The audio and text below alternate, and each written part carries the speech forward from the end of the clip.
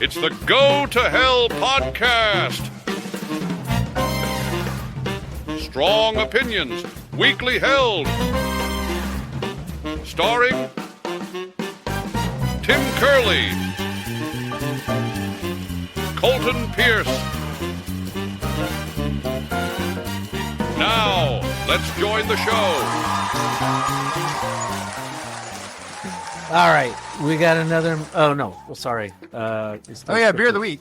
Beer of the week. Juicebox Hero IPA. It just says IPA. It looks like a hazy, but it doesn't say it's a hazy. It has the mouthfeel of a hazy. It does have a mouthful hazy, although it's a little more bitter than it is lush and fruity.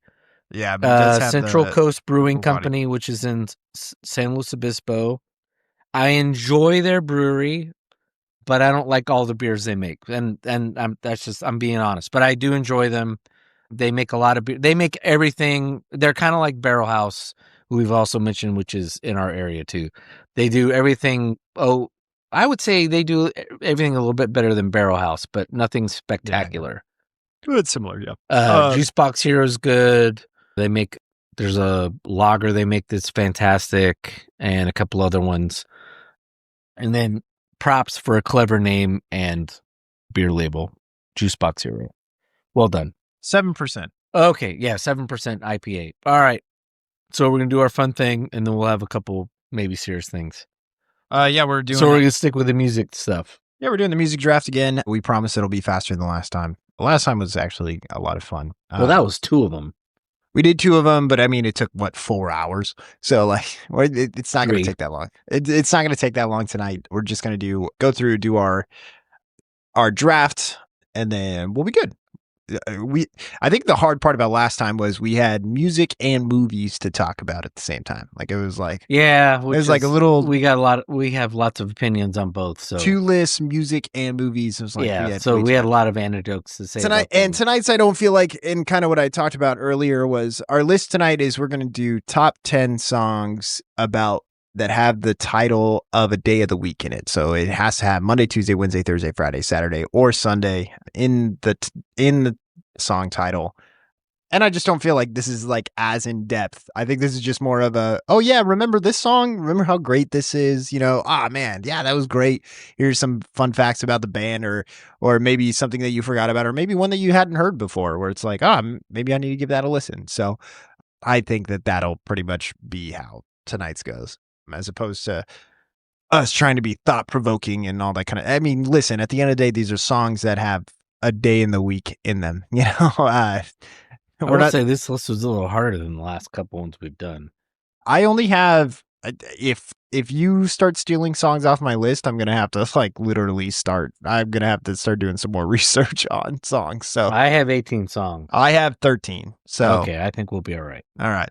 You have the first pick this time. I have the last pick. I have first pick. No, I want you to have first pick. Nope. No, you have. No, I had the first pick. The last, you go first. No, I want you to have first pick this time because I want you to pick the right song for number one, and then I could be like, oh, well, since you took that, then I could take my number one. But I have 18 songs and you have 13.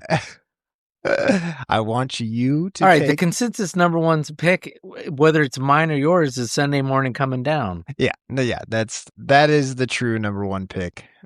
I don't like it as my number one pick. Listen, I love that song. It's just not my favorite. Is it the greatest one? Yeah.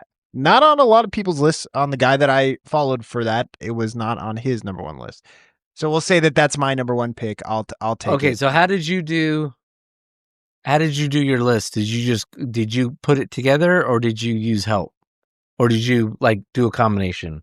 No, I didn't use any help. I just did songs that I've liked, that I've used, So you had 13 on your own, no help? Yeah. Okay. You prefer the Cash version or the Christofferson? Christofferson wrote it. I like Cash. I think that when Cash sang it, he was in a point in his life. Oh, absolutely. That speaks a lot more volume. And well, I think they both do. Yeah. I think, but they're different songs.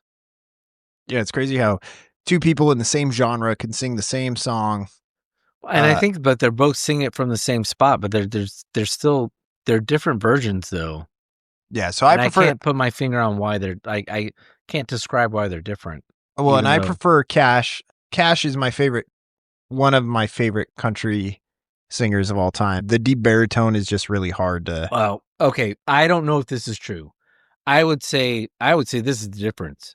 Ironically, I think when Christopherson wrote this, which is probably about the time he was going to that church outside of Nashville, where a lot of Nashville singers were going and finding Christ.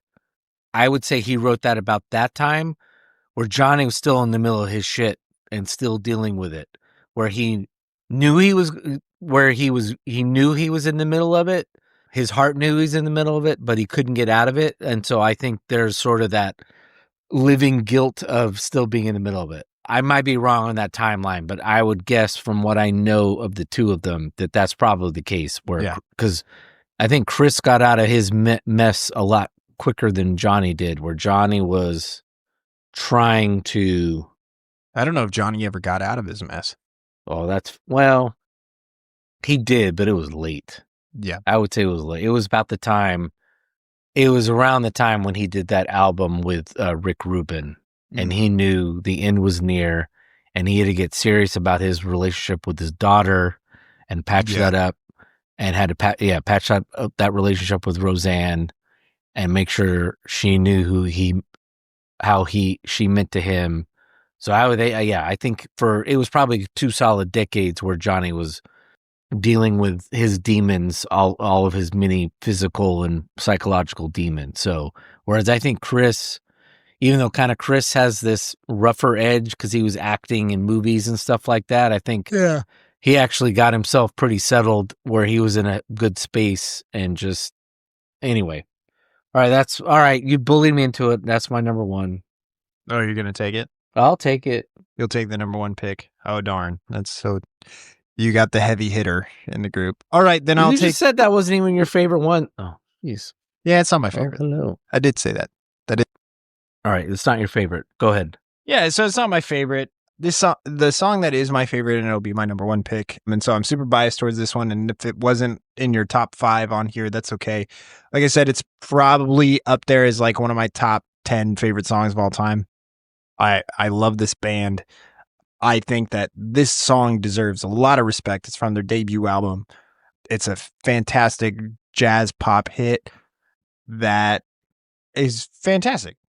It's a phenomenal song. Maroon 5. Yeah, it's Maroon 5 Sunday morning. Yeah, it's so good. Like again,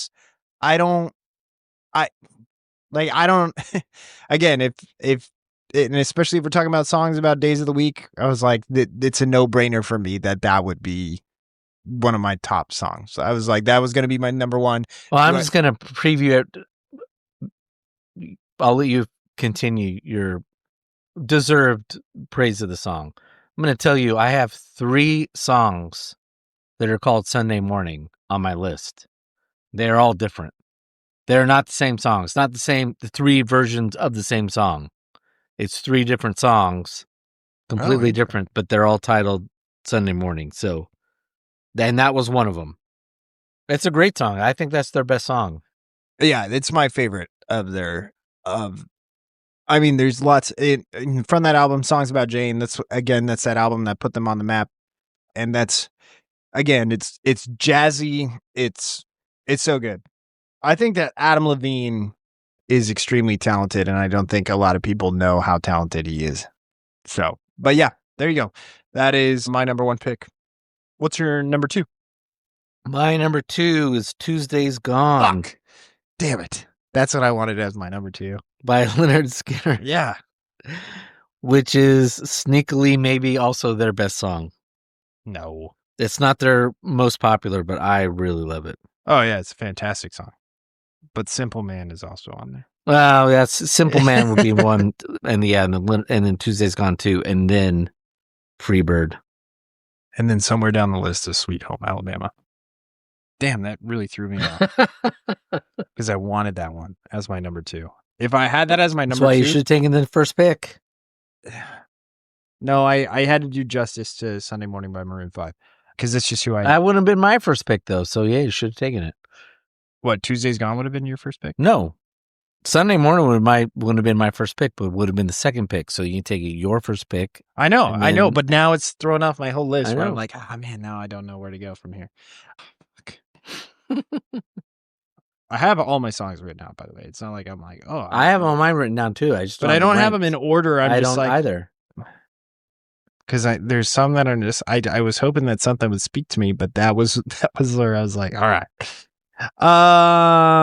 because some of these are just like, all right, that's the 4 or 5 category, you know, like this is how drafts go. If you've never been in a draft before, then It's a weak draft. There's not a lot of there's not a lot of blue chippers. All right, so my number 2 is gonna be, we're gonna stick with Sundays, and I'm gonna go "Sunday Kinda Love" by Etta James. Oh wow, I did not have that on my list at all. Oh, Sunday. I love that song. It's so good. I was like, I'm not going to sing it because it's not going to do justice to it at all, because I'm not a old black woman, but it's so good. Like, yeah, again, we're sticking in like kind of the jazzy kind of, although speaking of which, by the way, if you guys have not gotten the opportunity for anybody listening to this, and I know because we've talked about it, listening to anything that's AI covered with either funk or soul on some of these AIs covering. Did we? I know I brought it up like a couple weeks ago. Yeah. Remember I told you about the AI Metallica like soul. Yes, but the one that blows my mind is I was like, I know that there's an Outcast or 50 Cent version. The 50 Cent of Miniman. Yes, where they like plugged it in and said make it sound like 40s, 50s soul or 60s soul. The 50s soul. My gosh. They've been doing it with they did now have done it with like Dr. Dre stuff. Yeah, because you were saying Nolan said that it was played, the 50 Cent Miniman was played 3 times on what's his name's on podcast, Rogan. On Rogan's podcast. Rogan's like, you got to hear this. Yeah, everybody he's had on the show for like the last 6 weeks, he's like, have you heard this? And then he plays about as much as he can before he gets sued. It's unsettling. Yeah.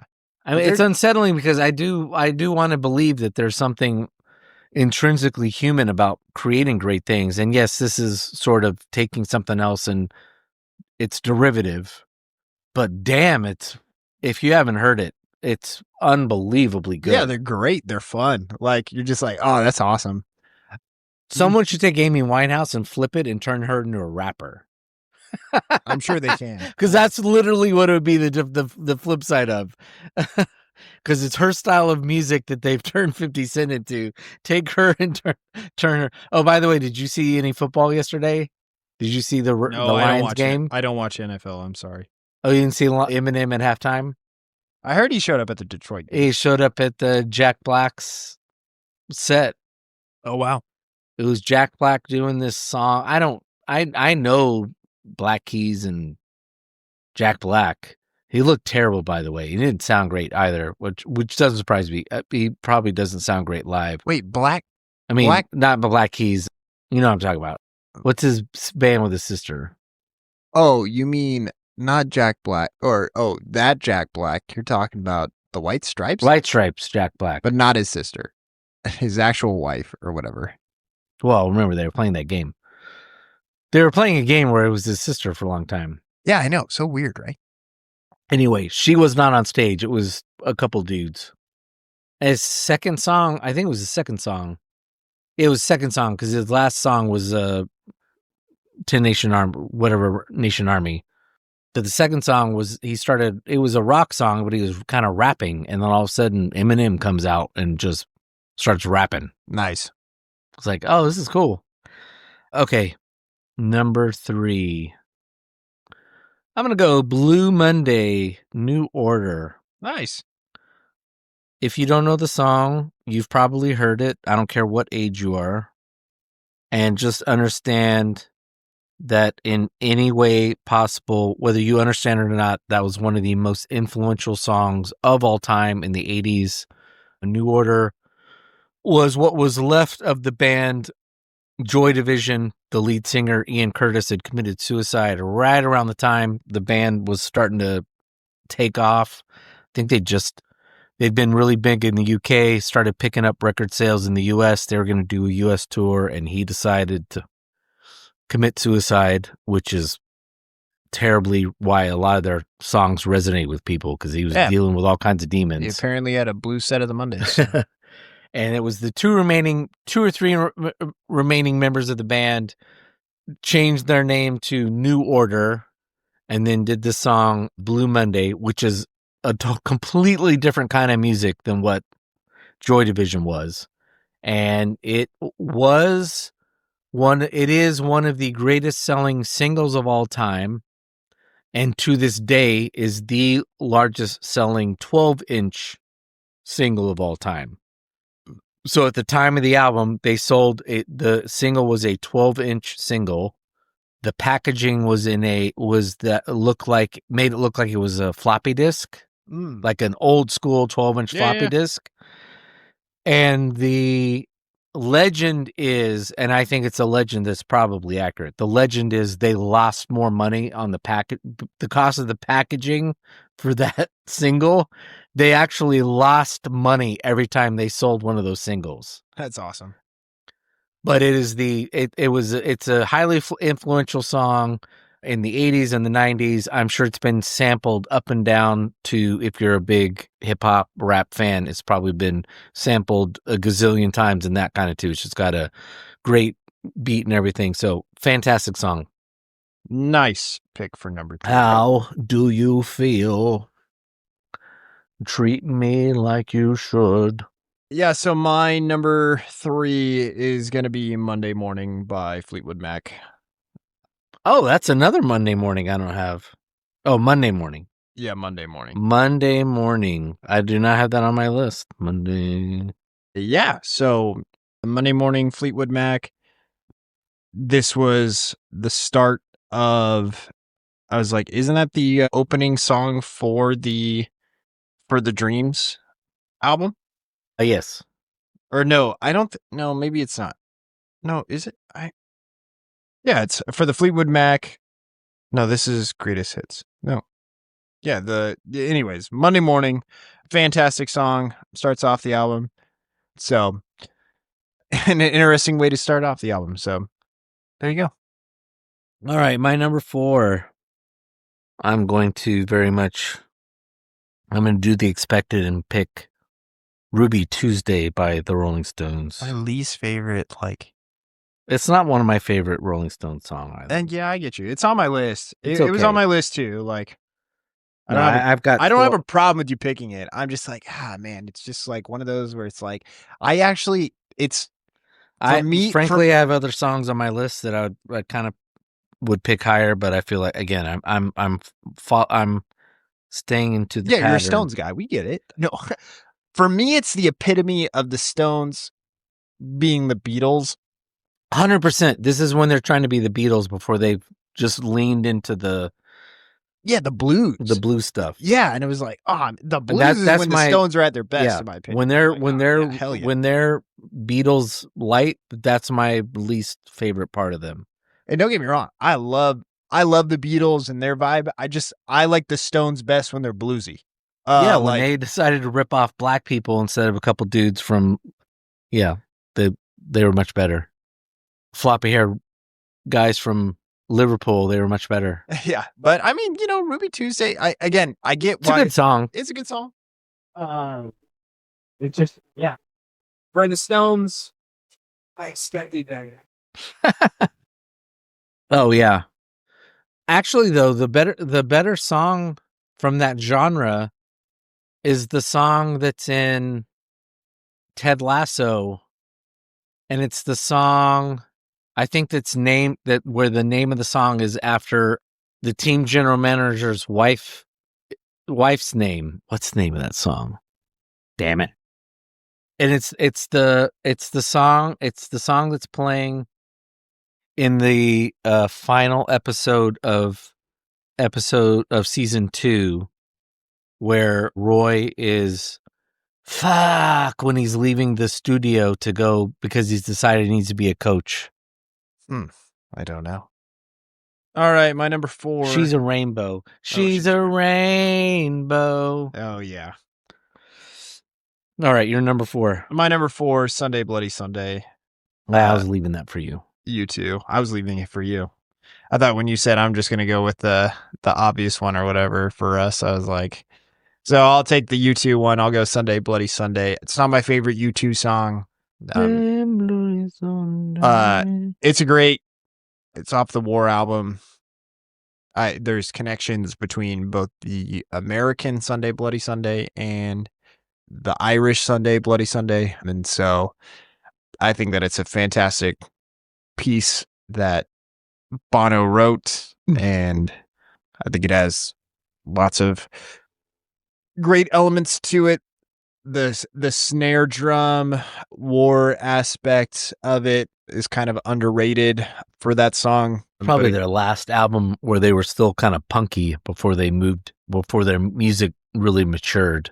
Yeah.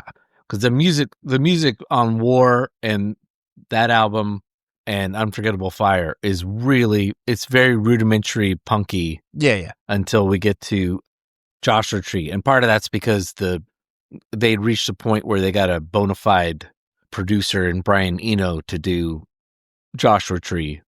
And then the music really comes out. It's interesting.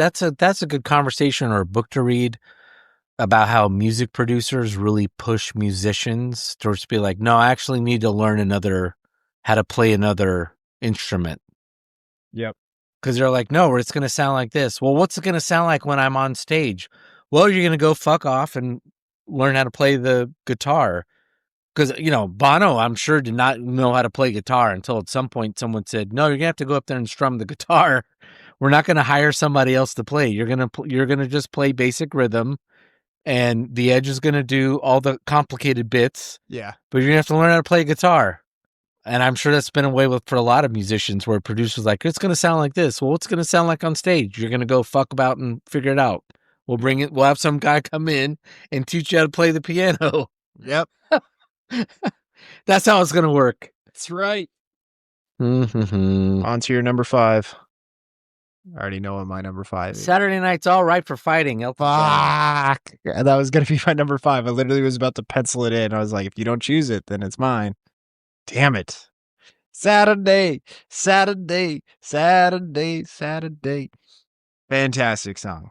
Also, again, we talked about it last week. Fantastic song used in The Kingsman 2. Oh, yeah. Because Saturdays are all right for fighting, and it's a big old fight scene, which is so much fun. Anything you want to say about it? No, it's just it's peak Elton John.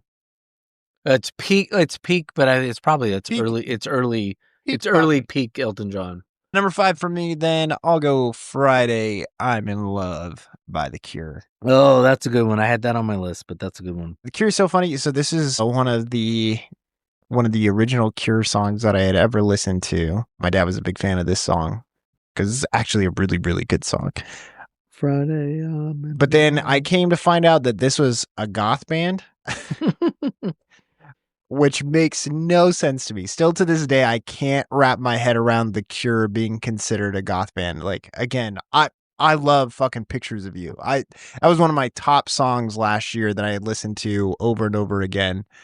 And they're just kind of like this 80s, like Tears for Fears kind of pop kind of thing. But apparently they wear all black, and that was like something that was like off-putting. Because my age group, what I've grown up with, he was also emo or goth. Emo is because he was like very white and pasty, and because emo for us is something completely different, like I'm just like, oh, this is crazy that this was emo back in the late 80s, early 90s. So. No, what's quaint is for me, from a kid from the 80s, is everyone dressed like that, and you just assume like, what are these?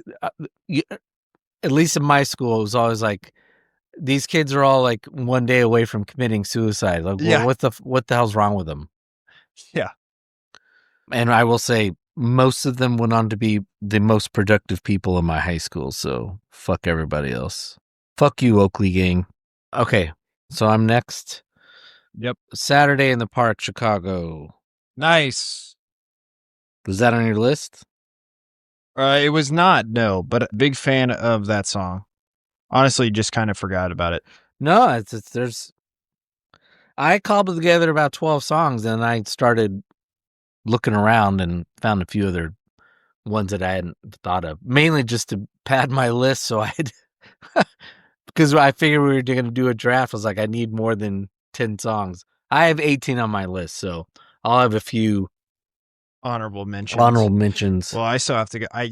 You've crossed off enough off my list that I have to go find some. So, but not for the time being. I'll start taking some of the gimmick ones that I don't feel like are gimmicks, but they're really good. I really enjoy these songs. But let's go with, for my number 6, I'm going to take Manic Monday by the Bengals. So, yeah, good, fun song.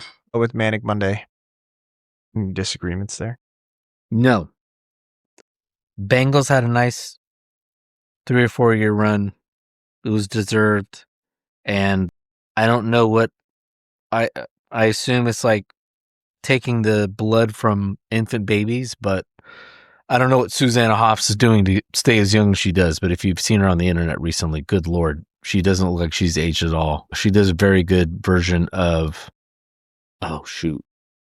Oh, what's the song? Damn it. It's a song they did also for a movie. Crazy Shades of Winter. Ah, damn it. I hate it when my... Oh, I know which one. Now that I'm looking up stuff, I was like, oh, I know one of your Sunday mornings. I hate these moments because I have to edit, and I'm gotten used to not having to edit anything. Oh, it's the Hazy Shades of Winter. Duh. By the Bengals. Which was in what movie? 80s movie. Anyway, she did a version like 3 or 4 years ago, and I swear to God, the woman sounds the same.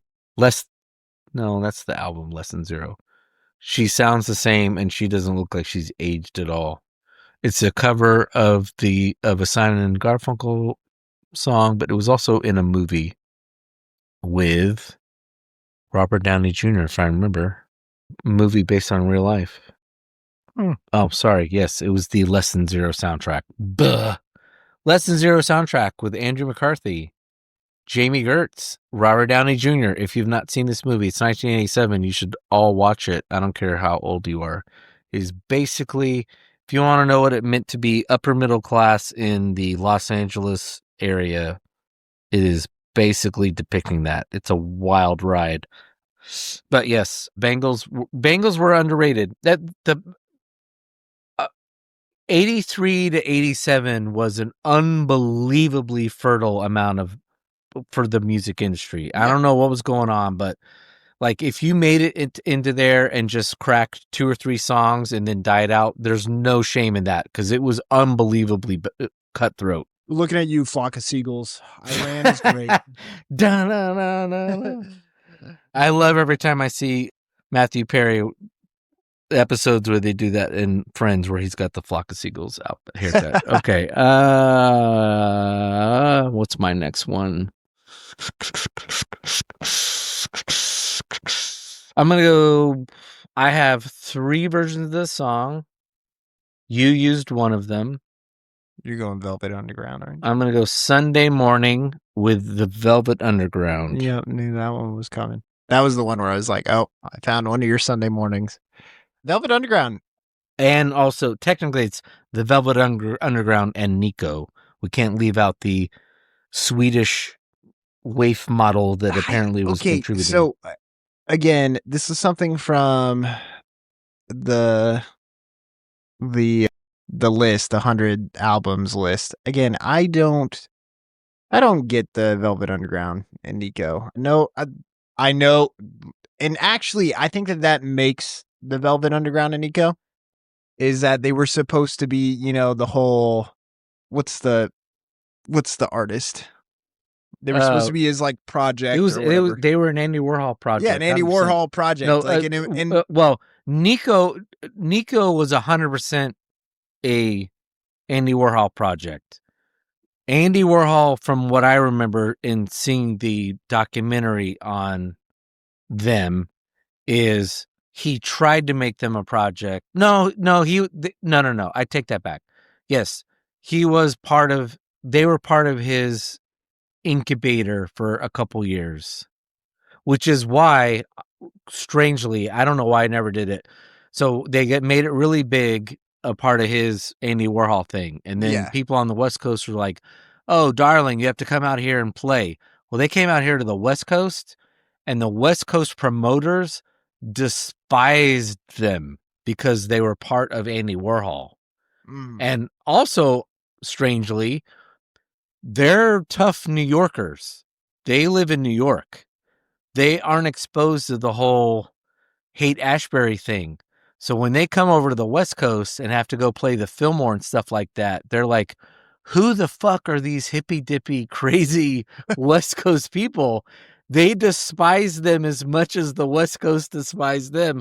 I'd never heard that before. I didn't know that thing was a thing, but they did not at all. It was water and oil. It did not mix at all. They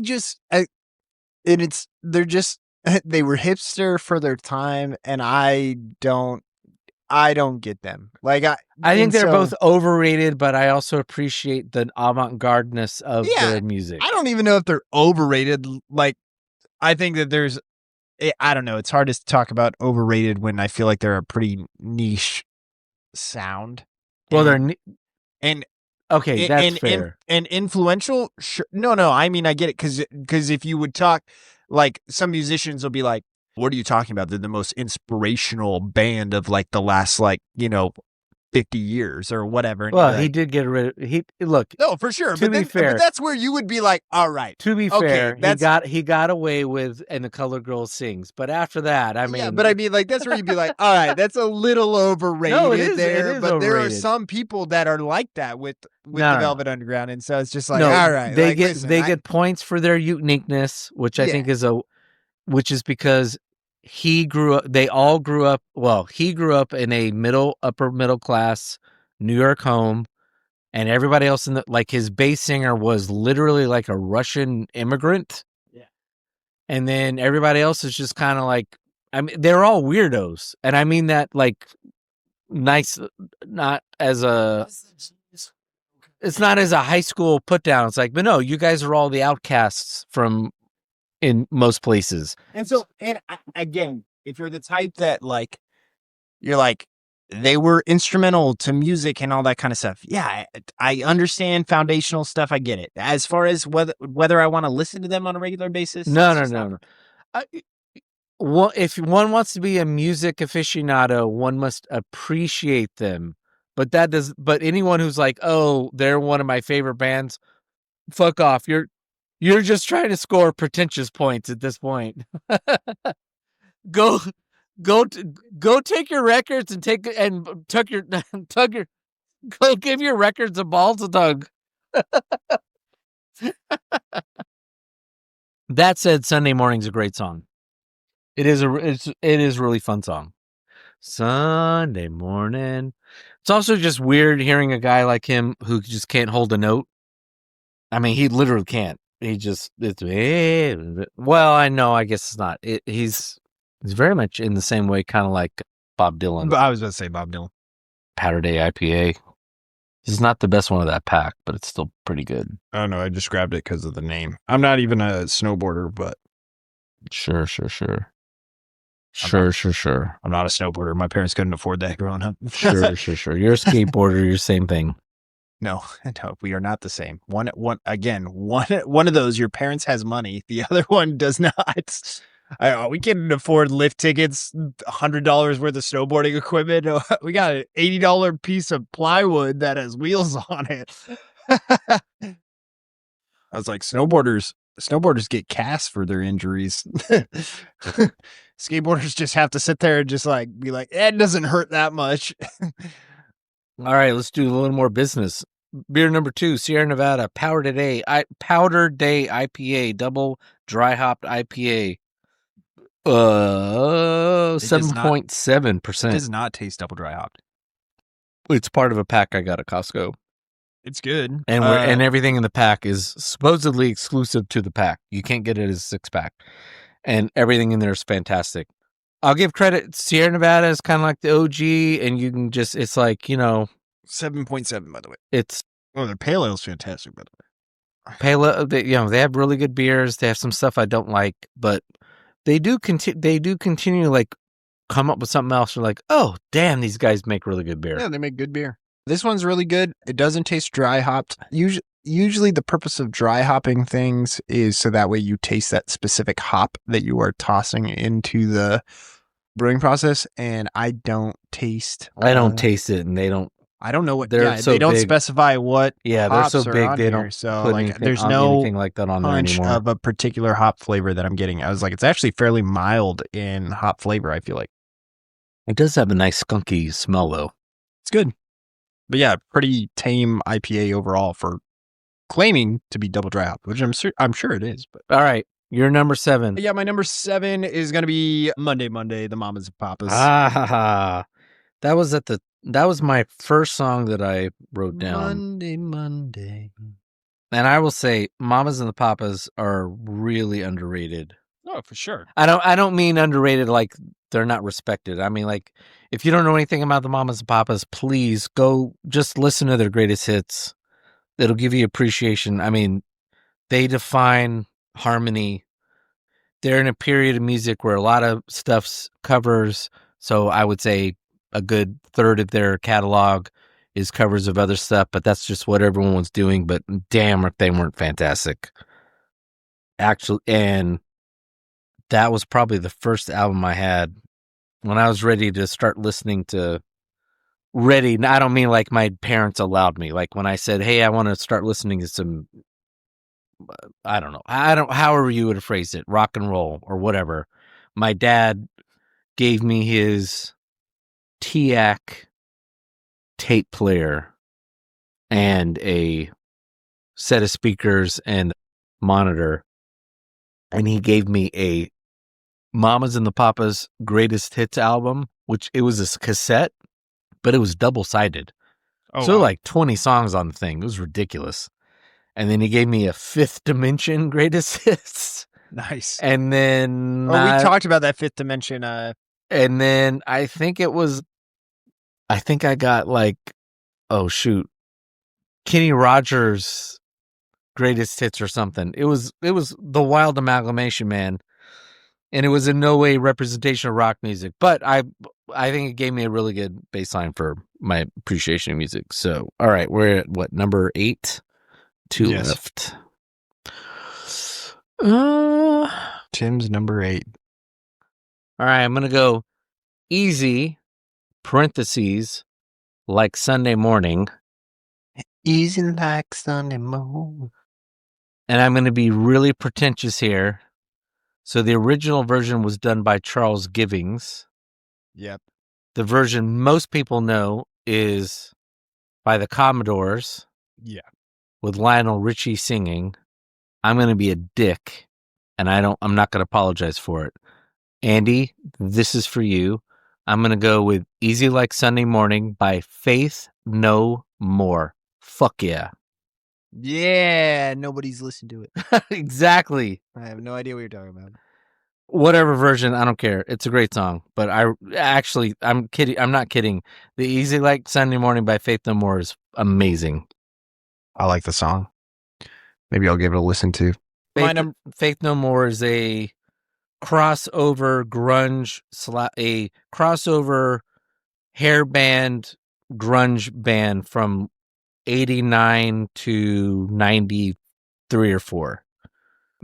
They're essentially a metal band, but they were kind of a crossover. So, and the guys, once you get to know anything about Faith No More, his voice is perfect for that song. All right. I'm sorry. Done. All right. So my number 8 is, we dance around this band a lot. We get a lot of songs that are covered by them. People have sang lots of different songs by them.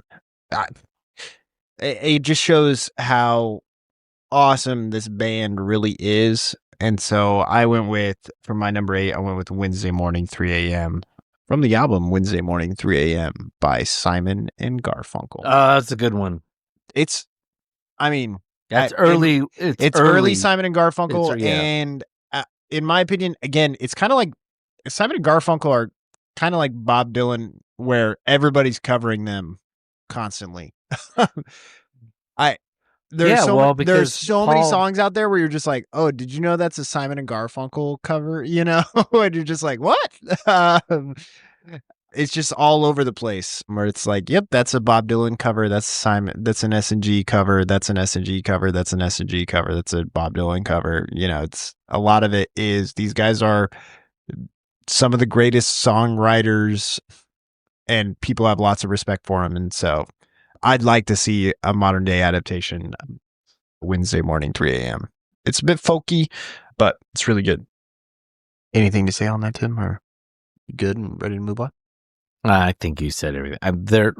If you're one of our younger listeners and you don't know anything about Simon Garfunkel and you like music, take an afternoon and just jump on Spotify or Apple Music and listen. And I would say, but Paul Simon is the better of the two, but I also lament the fact that they had their breakup. Yeah. And the breakup's because Paul is the better of the two. I don't know enough of them to know if Paul did most of the lyrical writing too. I want to say they both split that up. Because I know they both, from what I remember, they both came from very hoi polloi, New York, well-to-do, educated families, which is why they've got very good lyrics and all that. And I 100% know the music side of it was Paul and not Art Garfunkel. But I don't know that the writing of the lyrics was. That might have been more split. And then also, Paul went on to have a very good career after the two of them split up. But I always felt like Art Garfunkel got the raw end of that deal because his ability to do harmony with Paul Simon was just unbelievable. Yeah. And he had a really good voice. It's also a really good actor, too. He was in a couple of movies, including like the movie Catch-22, the adaptation of the book Catch-22. 22. Never seen All right, now we're on 9. Good Lord. Come Monday by Jimmy Buffett. Oh, nice. Yes. R.I.P. Jimmy Buffett. Somebody was like, saw something this week it was definitely this week that I saw it, where it was making a joke about Jimmy Buffett just walking up to a beach and just being like, I got to find a way to make money off of this. Yeah. Jimmy Buffett, one of the goats of figuring out a way to transport people to the beach by just listening to music. So island country, it's a thing, everybody. Yeah, he created a whole genre. Yeah, exactly. Kenny Chesney wouldn't have a career if it weren't for Jimmy Buffett. Garth Brooks wouldn't have 2 pina coladas. Well, I mean, Zach Brown Band wouldn't have a third of their career, too. I mean, they got started on that, and they still do a lot of it. But they even partnered with Jimmy Buffett for Knee Deep. Yeah, and that's one of my favorite Zach Brown bands. I love Zach Brown Band. Island country is up. I love island country. I don't know. There's something about it. Am I saying it's great country music? Nope. I'm not saying that at all, but I love it. It's the equivalent of yacht rock to country music. Yeah, it's like it's a good vibe. It's a great but damn if does it not make you feel good? Well, damn, am I not transported? Yeah. If it doesn't make you feel great, then you have a problem. Yeah. Right. Yeah, Margaritaville on the way home. That's what I'm getting from this. Number 9. We're a pirate. This isn't going to be on anybody's list ever, but actually is what makes this list great. It's probably on pop punk people's lists. Again, if you don't know me, pop punk's kind of my genre. All Time Low came out with the song Remembering Sunday. Really great. If you don't like pop punk music, you won't like this song. So if you don't like the acoustic pop punk kind of setup, or even the kind of the stereotypical lyricism or vocals of pop punk, the kind of whiny male vocals, then you won't like this song. But it's quintessential. Like it's the whole, like, if you don't like when Blink-182 does I Miss You, if you don't like that song, so if you're like, where are you? If you don't like that, then you won't like the song. Don't even give it a listen to. Just be like, no, we'll skip that on the Go to Hell podcast list. I mean, that's okay. But the song's great. It's talking about a breakup. and a guy looking for the girl, and the girl's moved on. And it has also a really good female vocalist that comes in at the bridge and the final chorus that does fantastic harmonies. And then, so it's acoustic all the way up until that point, which is pretty quintessential pop punk acoustic songs where it's like, okay, it'll be acoustic for 2/3 of the song, and then the bridge will come in, and then it'll build kind of into this crescendo kind of moment for the final chorus and then go. I mean, so fantastic song, very emotional, but yeah, Remembering Sunday by All Time Low. Fantastic song for the pop punk genre, but if nobody else is putting that on their list, that's okay. I'm not offended. I don't think it's on anybody's radar. You still go to hell. I was like, you yeah, still go whatever. to hell. All right. What's your number 10? Bring it home. My number 10 is Sunday Morning, Another Sunday Morning by No Doubt on their Tragic Kingdom album. Oh, nice. Sunday morning, wanted badly. It's a really good song. Yeah, I mean, we're getting pretty low here, although I don't know. I do have a couple. I think I have 3 honorable mentions, but I'll go with that one as my number 10. Sunday Morning, No Doubt, Tragic Kingdom. They're really only, to be fair, really only good album. Well, their only big album. Their first album is also very good, but the albums after that, it was just basically like killing time before Gwen Stefani went solo. My number 10 is obviously going to be Sudbury Saturday Night. That's not true. That's, again, we're going to watch Shoresy after this. We barely learned that was a song like 2 weeks ago. No, it's Another Saturday Night by Sam Cooke. Another great 60s song that's been covered and done well, but that was my number 10. So there you go. That one I had to get help for. So all right, I have 2 honorable mentions. No, 3.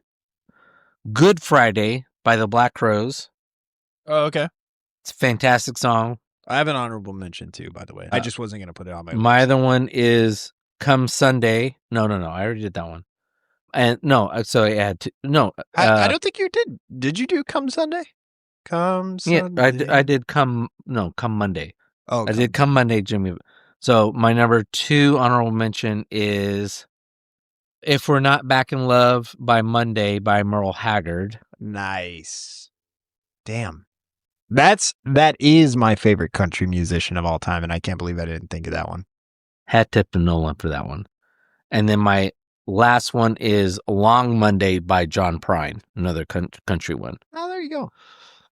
My honorable mention, I only have 1. Well, actually, it could technically be 2 if you want to go for it. So you have Last Friday Night by Katy Perry. I wasn't going to put that on my list. It's a fun pop song. Oh, the Katy Perry? Yeah, the Katy Perry Last Friday Night. But the thing that actually makes it that much more funny was when I was in high school. Again, YouTube is at its peak when I'm in high school. YouTube's kind of died down, lots of streaming now.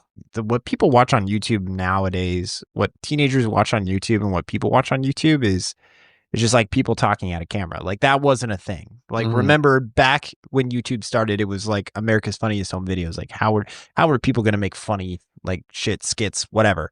Now it's just literally like people just talking at a screen and just reaction videos. Yeah, and that kind of stuff. The stuff you're talking about's moved over to TikTok, I think. Yeah. And so that's the whole kind of elements that are around YouTube. Like I remember like talking to kids a couple years ago and I was like, what do you watch on YouTube? And they'd like tell me, and then I'd go and I'd look and it's literally just somebody just talking at a screen. That's all it was. It was just them like talking to their camera and just being like over dramatic, just talking to a camera. And I'm like, you find this fucking interesting? Like, and they're like, yeah, dude, this is so funny. And I'm like, oh, okay. Before it was all this stuff. Anyways, this girl put out a music video in the 2000s called Friday, 2012. It's so annoying. We could give it an honorable mention. It shouldn't be. Don't put it on the list or whatever. It's a really annoying song about a girl that's singing about the fact that it's Friday. She's like, it's Friday, gotta get down on Friday and party and yeah. Anyways, so dumb. You're probably you're probably hearing me say this and you're like, Colton, that's the dumbest thing I've ever heard. And I'm like, yeah, it was an internet sensation that blew up. Okay, like it was out of this world. So Katy Perry then puts out her song like a year later called TGIF, Last Friday Night, and her song's about going to this party and I think we kissed but I forgot, all this stuff about getting blackout wasted or whatever.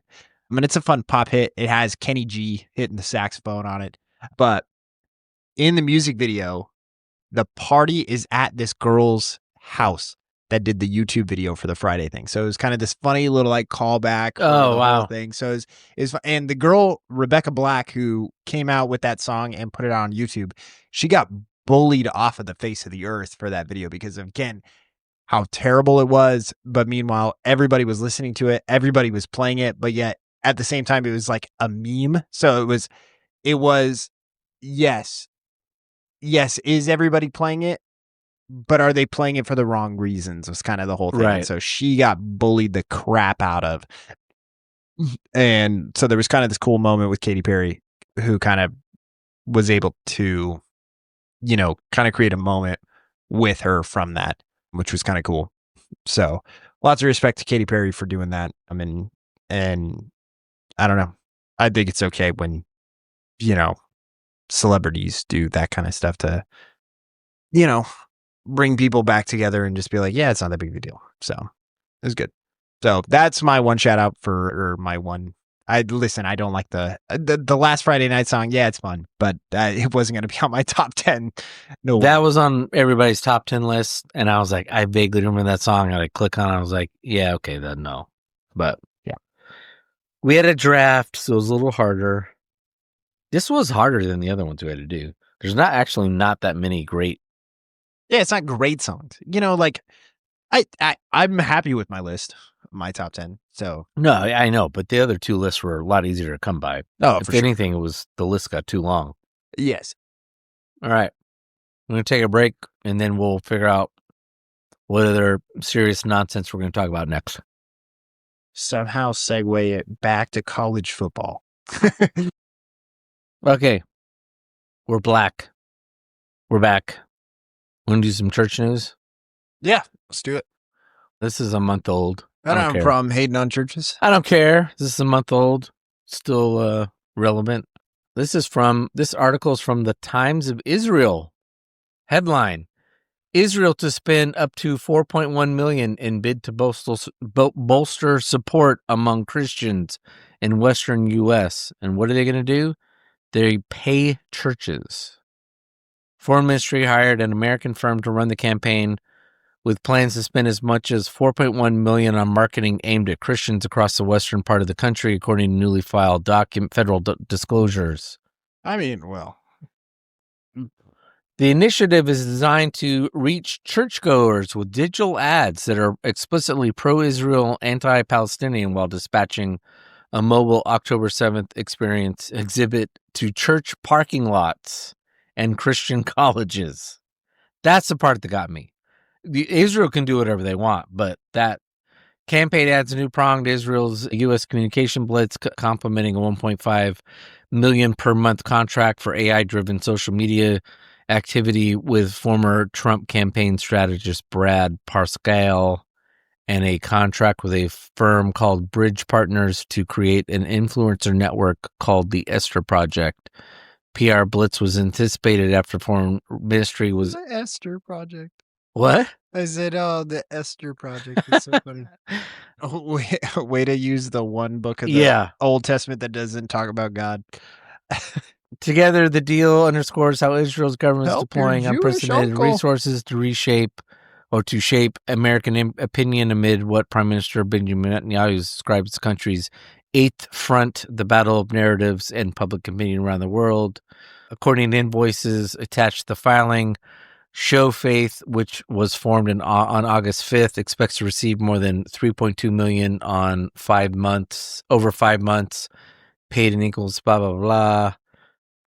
I mean, again, good for whoever's running marketing for Israel. They know that this is going to be our in because these people already have it in with us. So it's just like, all right, we can just go and Campaign documents detail plans of geofencing, a technique to target ads to worshipers' phones with specific geographical boundaries around churches and Christian campuses in California, Nevada, Arizona, and Colorado.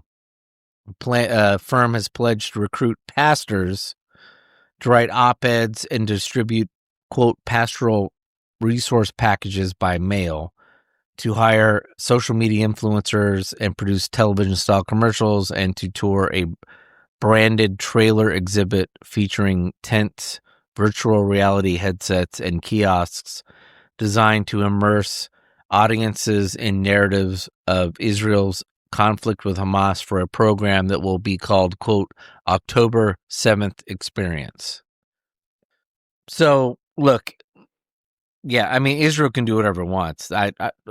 This is where the whole thing with the quote-unquote anti-Israel thing gets misunderstood. The U.S. needs to stop shilling for Israel, from my perspective. That doesn't mean I'm anti-Israel. I completely expect Israel to do what it does. They're a country. Putting aside the whole, they're God's church, just treat them as everybody else. They're a country. I expect them to act in their interests. They're going to do whatever they have to do to lobby the U.S. government and or interests in the country that it sees that will be more prone to be allies of them. Yeah, that's natural. They'd be dumb. So I don't begrudge Israel for doing that. But if you're one of these pastors who takes money, or a church, and you're buying into this bullshit, no, that's nonsense. My thing about this is I'm just like, yeah, this is. I was like, if you're sitting there and you're listening to all these things that Tim said, and you're listening to this and you're saying this is unethical, I'd be like, yeah, I completely agree. Guess what? This is how the United States. This is how advertising. This is how the whole world works at this point. Like, this isn't. Yeah, I agree. I agree. I was like, welcome to the dirty world of politics. It's just sad that a foreign country doing it. It's sad that Tim's like reading this off, and I'm just like, oh yeah. I was like, yeah, this is yeah. I was like, if anything, they have less. I was like, this is part of the issue that people are having with China. It was like, it's not about, and TikTok. I was like, and I have TikTok and I love TikTok. I love TikTok not from the same point that like, I love it. I need to be on it every day. I love TikTok because it got people back into reading. I was like, I love TikTok for the creative, awesome stuff that happens on there. And that people are able to share thoughts and ideas. Yes, can it happen on YouTube? Yes, but I was like, it's not as actively consumed. Again, reading, like Barnes & Noble has had the biggest years since COVID because of TikTok, where people are sharing regularly what they're reading on there. And so I didn't know this. No, that's the whole books. The whole thing about bookstores coming back and books coming back is actually been a result of TikTok. It's book talk. It's people been spreading what they're reading, and people have been like, I'll give it a shot. And audiobooks and all this kind of stuff has come around because of this, where people are sharing this kind of stuff regularly, where it's become, and I mean, here's the thing. I mean, we've talked about it before, and if you're a female listening to our show, you can either hate it or not hate it, but this isn't your show. It just became, I was like, this isn't your show. I don't know. I'm kidding. I'm proud. I'm happy that you're here. Yeah, we assume this is a male fest. TikTok allowed it to be, it was the first place where females felt comfortable coming out and saying that they read smut on a regular basis. And so now it's become this whole thing where, again, where now there's this kind of community that's been able to form around it, and it's been growing and growing and growing. And so lots of females are getting into reading smuttier and smuttier things, or less smutty, whatever. And so there's been a huge growth in book reading because of TikTok, which is awesome. Again, bookstores are opening around the country because of TikTok. That's so cool. But again, yeah, am I oblivious to the fact that advertisements and certain things can be controlled? Algorithms, therefore, are able to be controlled based off of marketing strategies by literal countries. I mean, especially due to the fact that China has access to that particular market. I was like, you'd be dumb not to think that. Just like you should. Yeah. I was like, again, props to whoever's doing marketing for Israel for sitting there and saying, all right, these are the people that are going to be supportive of us. And so if we want there to be support, this is what we need to do. This is how we target this demographic. This is what we got to do around the surrounding areas. We need to go after pastors. We got to do this. We got to do that. I'm like, yeah. Again, shout out to whoever's on their strategy team. I was like, that's the right move for that. I was like, and again, if you're sitting there and saying that's unethical, 100%. I don't disagree with that, but that's our country. That's our world. If you don't think that every other business cooperation or whatever is trying to do the exact same thing in different elements about how you perceive the world on a regular basis, you're the fucking Google's doing it to you. Like, what do you like? If that's upsetting to you, this is how our world works. Is there going to be 10 trillion talking heads that are going to tell you how you got to live your life? And this is where, again, for all of you that sat there and said that a high school education is bullshit, that's okay if you sit there and say that it's bullshit. But as a high school teacher, the most important thing that I can teach you is to think critically about all the information that's coming in and that you need to process, but you don't think that you need to give a damn about it. It's like, I'm telling you, like, I'm not saying that the world is 1984. I'm not saying that. What I am saying is that there is going to be information that people with ulterior motives is going to give you a slight on a particular stance or whatever to get you to be persuaded on a regular basis. Every single piece of media that we consume is rhetoric in its own realm. What are the fallacies? What are the things that you are consuming that is going to convince you of X, Y, and Z? And so, am I surprised that Israel did this? No, absolutely not. Every other country is trying to do this with American media. Yep. When you have a free media system like we do, that is going to be it 100% of the time. I was like, American politics, Americans do this all the time. And if you're sitting there and like, oh, it should be sacred because like we're Americans and therefore other countries shouldn't get involved with blah, blah. I was like, fuck that. They've been doing it for like 100 years now. Like, what are you talking about? This is so dumb. So I don't know.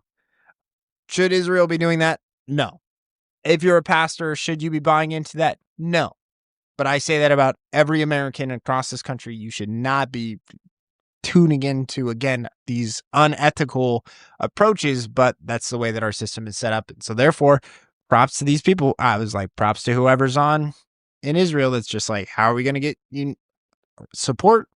They targeted what I believe are, if I was somebody who was trying to make money off of that and give them good advice, that would be my advice. And that's the way to make money off of it and get support. So I think you've said just about everything. But I'll wrap it up with this bow. If you're a pastor and you accept money or some sort of traveling sideshow that go along with this, then you're just justifying everything Colton and I say about just calling church Inc. Yeah. Full stop. And if you don't understand what I'm saying, marinate on it till the next episode. But I don't think anyone listening to this podcast, should have a hard time understanding what I'm saying. All right. Item number 2. This is November 13th. So it's 2 weeks old. It's according to Gallup. Drop in U.S. religiosity. I understand it's problematic in how they're phrasing this. Drop in U.S. religiosity among largest in the world. I'm just going to read verbatim for a couple paragraphs. So I've read the headline, and now I'm going right into the article. Washington, D.C.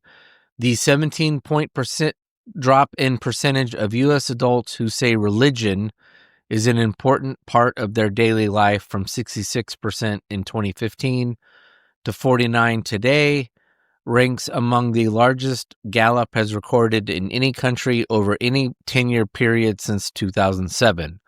About half of Americans now say religion is not an important part of their daily life. They remain as divided on the question today as they were last year. Okay, is this significant or is this not significant? Those two sentences are contradictory. Sorry, I'm talking out loud. This is the problem when you have dipshits writing press releases. Such large declines in religiosity are rare. Are they rare, or are they as undivided as or as divided as they were yesterday? Sorry. Such large declines in religiosity are rare. Since 2007, only 14 of more than 160 countries in the world poll have experienced drops of over 15 percentage points in religious importance over 14 years. Only a small number of the most wealthy nations have experienced large losses in religiosity, including Greece. Yes, because a lot of them had already experienced their drop before 2010. Fuck. Sorry. Now I'm starting regretting citing this article. Including Greece from 2013 and 2023, 28 points. Italy from 2012 to 2022, a 23-point drop. Poland from 2013 to 2023, 12 points. Yes, what do all those countries have in common? They are Catholic countries who are seeing the effects of the priest scandal. That's sticking with that. Other countries, including Chile, Turkey, and Portugal, have seen declines similar in magnitude to the U.S. decline. All right, well, two of those are Catholic and the other one's Muslim, so whatever. Okay, I just have one point.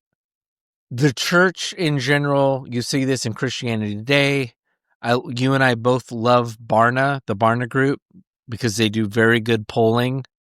I think they're the only group that accurately polls trends within Christianity, because I think it's Robert Barna. Yeah. Is a Christian. He understands Christians. He understands evangelicals, and so therefore he knows how to put together a polling sample. He does have his bias, which he does recognize through anytime that polls. I was like, for those that are sitting there and are in academic senses, you do have to recognize biases. Yes, you have to understand the poll is only good as to what you put in and understand the biases you're putting into it. And you have to publish your biases with every poll that's ever done. Correct. The fucking census has to publish biases with their data collection. Correct, which is why most polls that are published are useless, not because the way that they're published is because most people aren't studied in how polling works to know, like, all right, well, that's bullshit. You didn't poll enough people, or you polled the wrong number of people so that it's slanted one way or another. Right. And Robert Barna is aware of that. He makes that aware in his studies when he does it. That said, so that said, well, and I brought that up because, again, Tim brought up that he's a Christian. So if you're sitting there and he's like, well, he's obviously more biased towards that. And it's like, okay, again, recognizes his bias, attributes his bias in his publishings.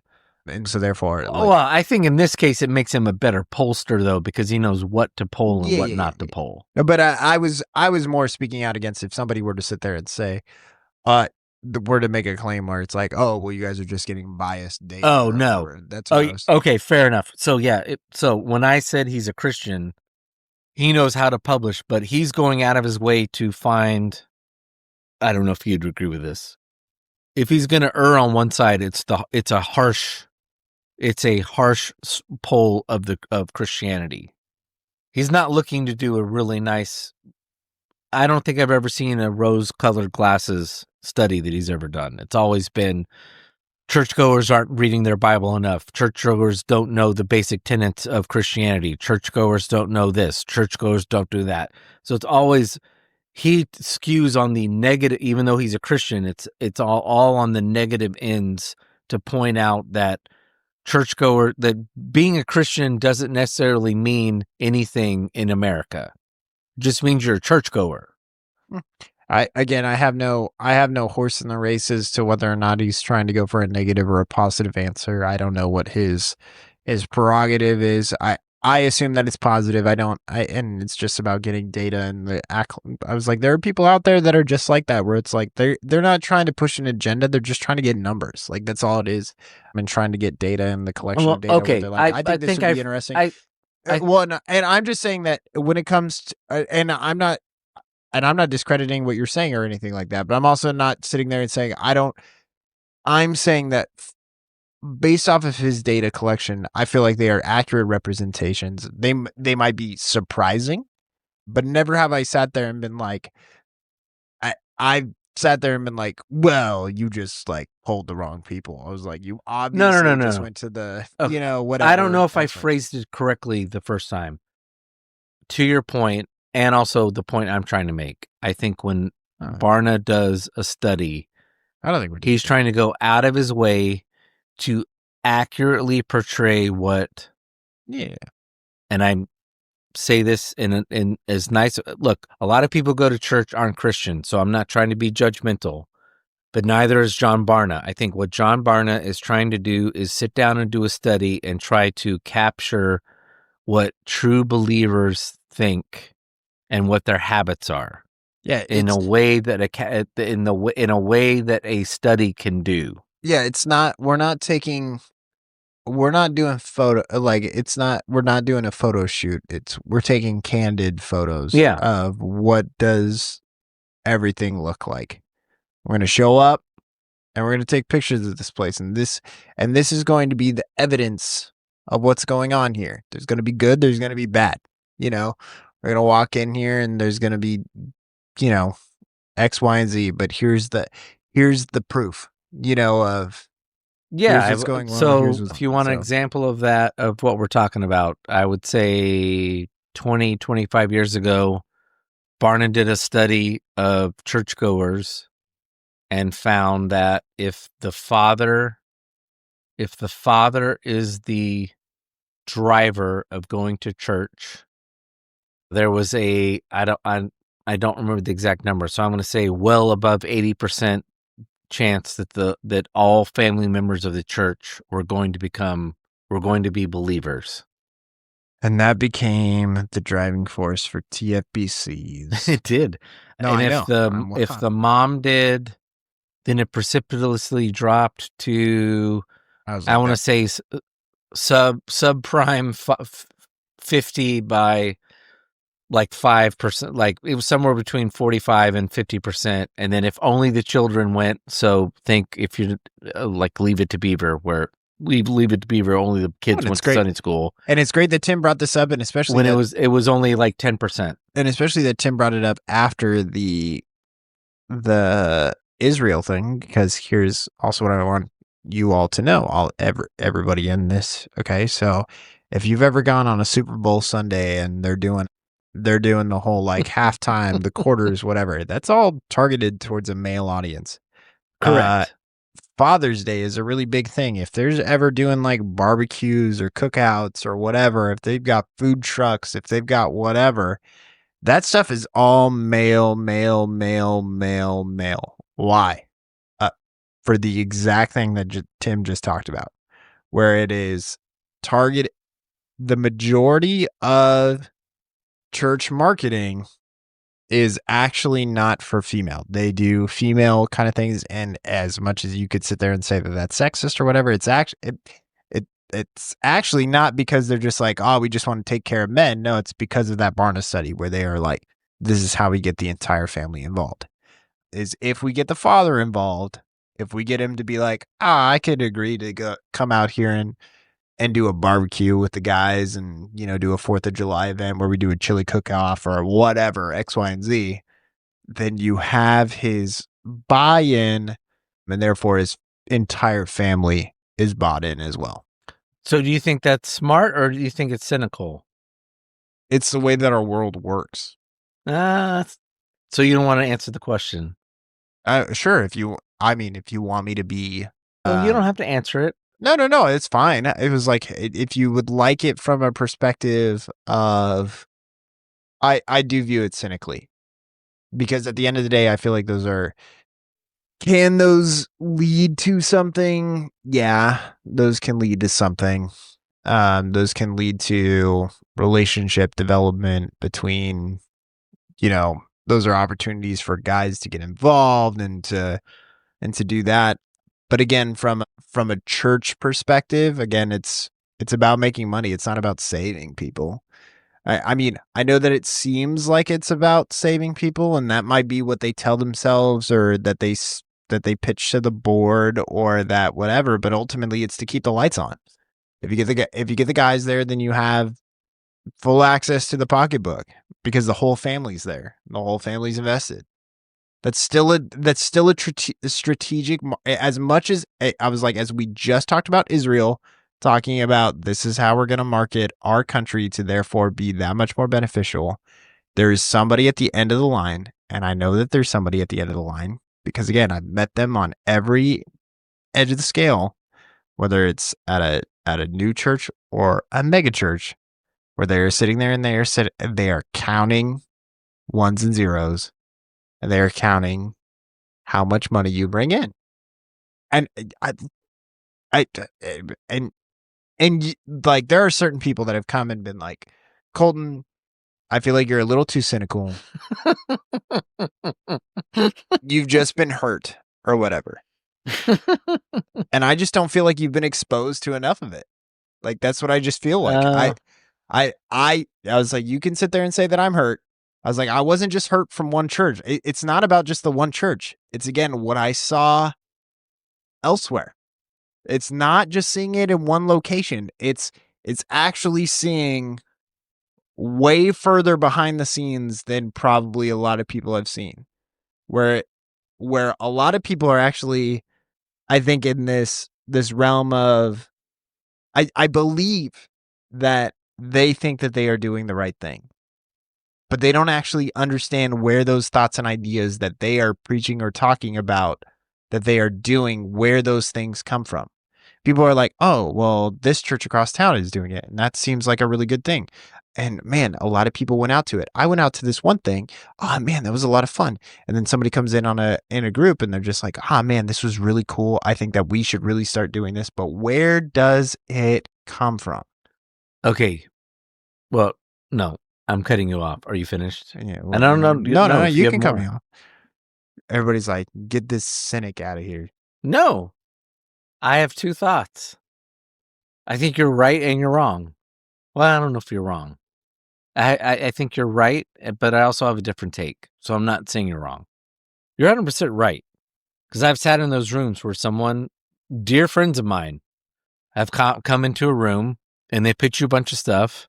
And what they're basically doing is pitching you basically what businesses would pitch someone else. Well, we've done some studies and blah, blah, blah, blah, blah.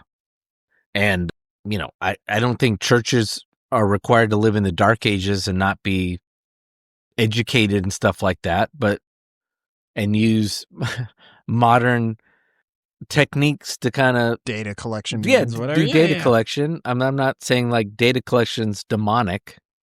Nope. But to your point, some of it sometimes is just like Madison Avenue claptrap. Yeah, I mean, like, is it wrong at the end of the day? Like, again, you asked me, and it's like, it's how our world works. Like, again, you're like, well, you here's don't where wanna I'll answer the disagree. question, but Here's where I disagree with the cynic thing. Where I disagree on the cynic thing is, I do think from a biblical / human evolutionary sociological standpoint, I think, yes, the family, it does better when the man of the house buys into something. I think it's better for the rest of the family. And so if not from some like toxic masculine thing where the father's like, we're going to go to church and everyone's going to shut the fuck up and we're going to all read our Bible. But if the husband truly becomes a Christian, I think it's better for the wife. I think actually if the wife is healthy, she's going to love it. It's going to help her lead the family and the kids. And so I think when it's truly a thing where the husband becomes a believer and leads the family in ways of following and living in the way Jesus would want the family to live, I think that's great. To your point, I think what gets conveyed is just a very extremely surface level version of that, of go to church, get involved. I think that what you are talking about is what you have to focus on. I think that, again, You have to focus on. Is that what you said? yeah. Yeah, like if you truly get dudes to be like, no, I'm gonna put if you get dudes to where they say like, I'm putting my sinful nature as not only an individual, but yes, as a male. I'm Well, and putting that aside. I'm just saying, like, any type of data or whatever, I think that you do need to focus on whatever. I was like, even if it's not just about the dudes or it's about whatever, I'm saying that it's like, yeah, we can sit there and say that this is the ultimate goal. We want this. We want this out of it. But when it's Sunday, Super Bowl Sunday, that's a shallow way of attacking that, dealing with that. It's, again, this is where, like, yeah, it's just, again, you were like, you don't want to answer the question. No, well, No, I know. But here's also where I'm going to you defend. did answer the question. I'm No, gonna I defend said my that, but you did answer the question. I'm going to defend my original answer, where I'm just like, it's just how our world works, where it's you have good that also comes along with the bad. And if you're sitting there and you're like, and I guess the reason why I'm more cynic about it than why is because I don't think enough people recognize that there are bad things that come from this, or where this, let me show you the unethical side of this, because you might just be sitting there thinking to yourself that my pastor's putting on this really great show and it's bringing my husband to, or it's bringing me to church, and I really enjoyed it.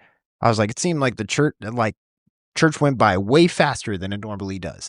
And, I thought the commercial breaks were really funny and great. And the halftime show, hilarious, blah, blah, blah. But then, yeah, now you're just making every argument John MacArthur, R.I.P., used to make about church. which is It's just whatever. entertainment. It's just entertainment. But at the end of the day, there's a men's group that meets at fucking Pita Kebab. It was like, and the whole purpose of that is to get guys to go out there, have a couple of beers, have some good food, and then have some serious, genuine relationship building. There is an ethical or moral dilemma with the fact that it's like, are you being targeted through this process of being like, all right, let's go find a place that serves beer? See, I don't have a problem with that. That's fine. But I'm telling you that there is a strategic. I'm telling you, for each of those decisions that are made, there is a strategic decision for what it is that they're doing. You're like, at some point, I don't give a damn. And that's fine. And that's how I feel about it, is at this point, I don't give a damn. Like, I don't, that's what I'm trying to get at, where I'm like, it's just how our world works. Like, I'm just, a curse on all the houses.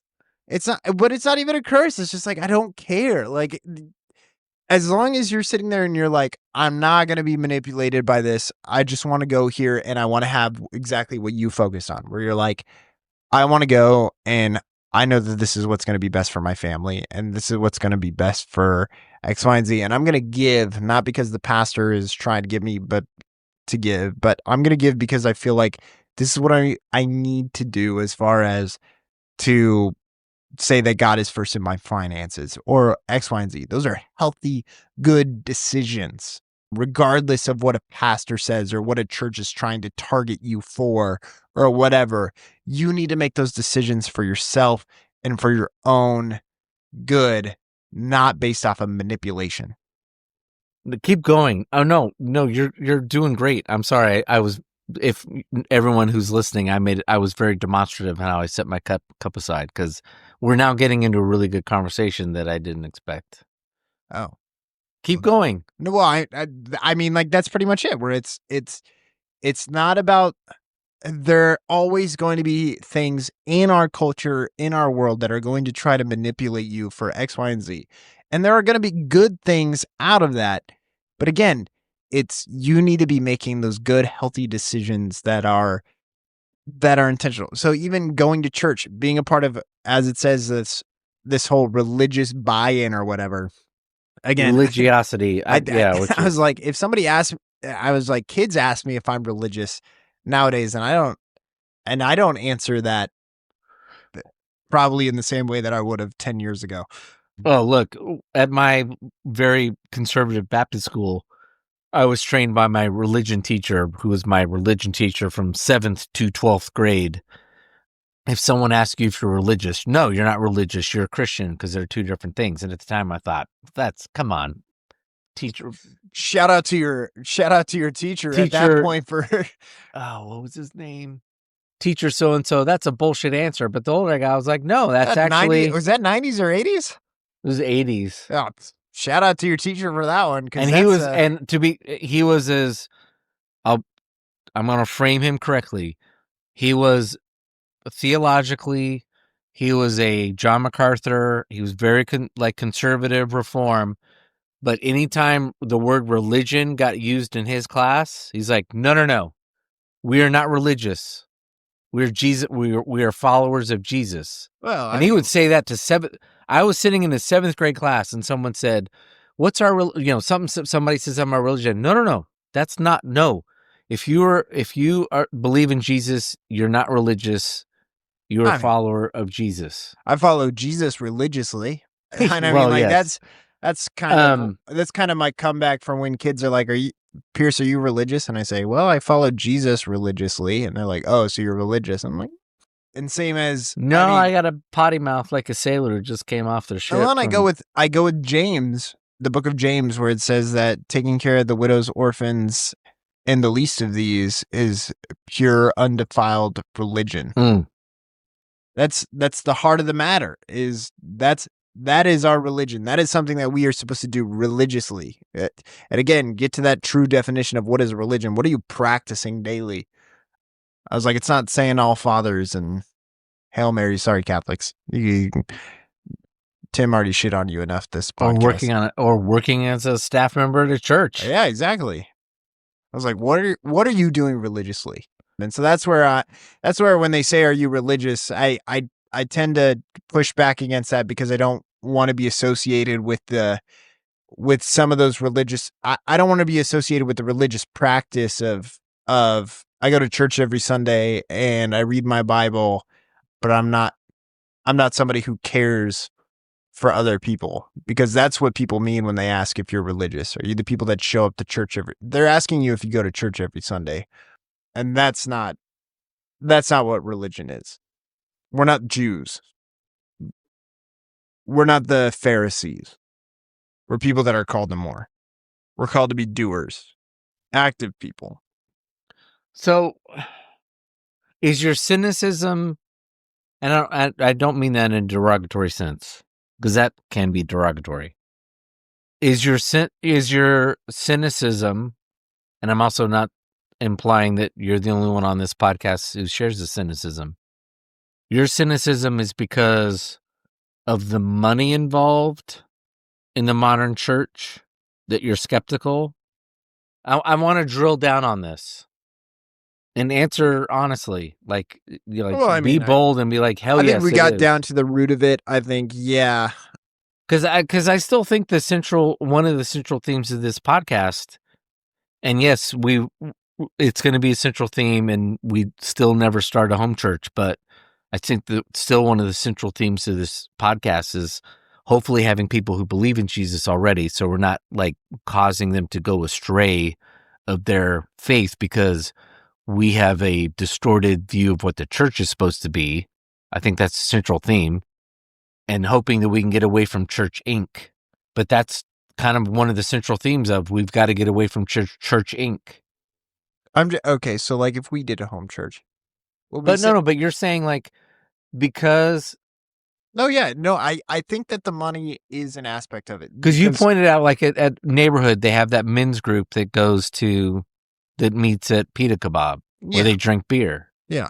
But there's a paid member of staff there, right?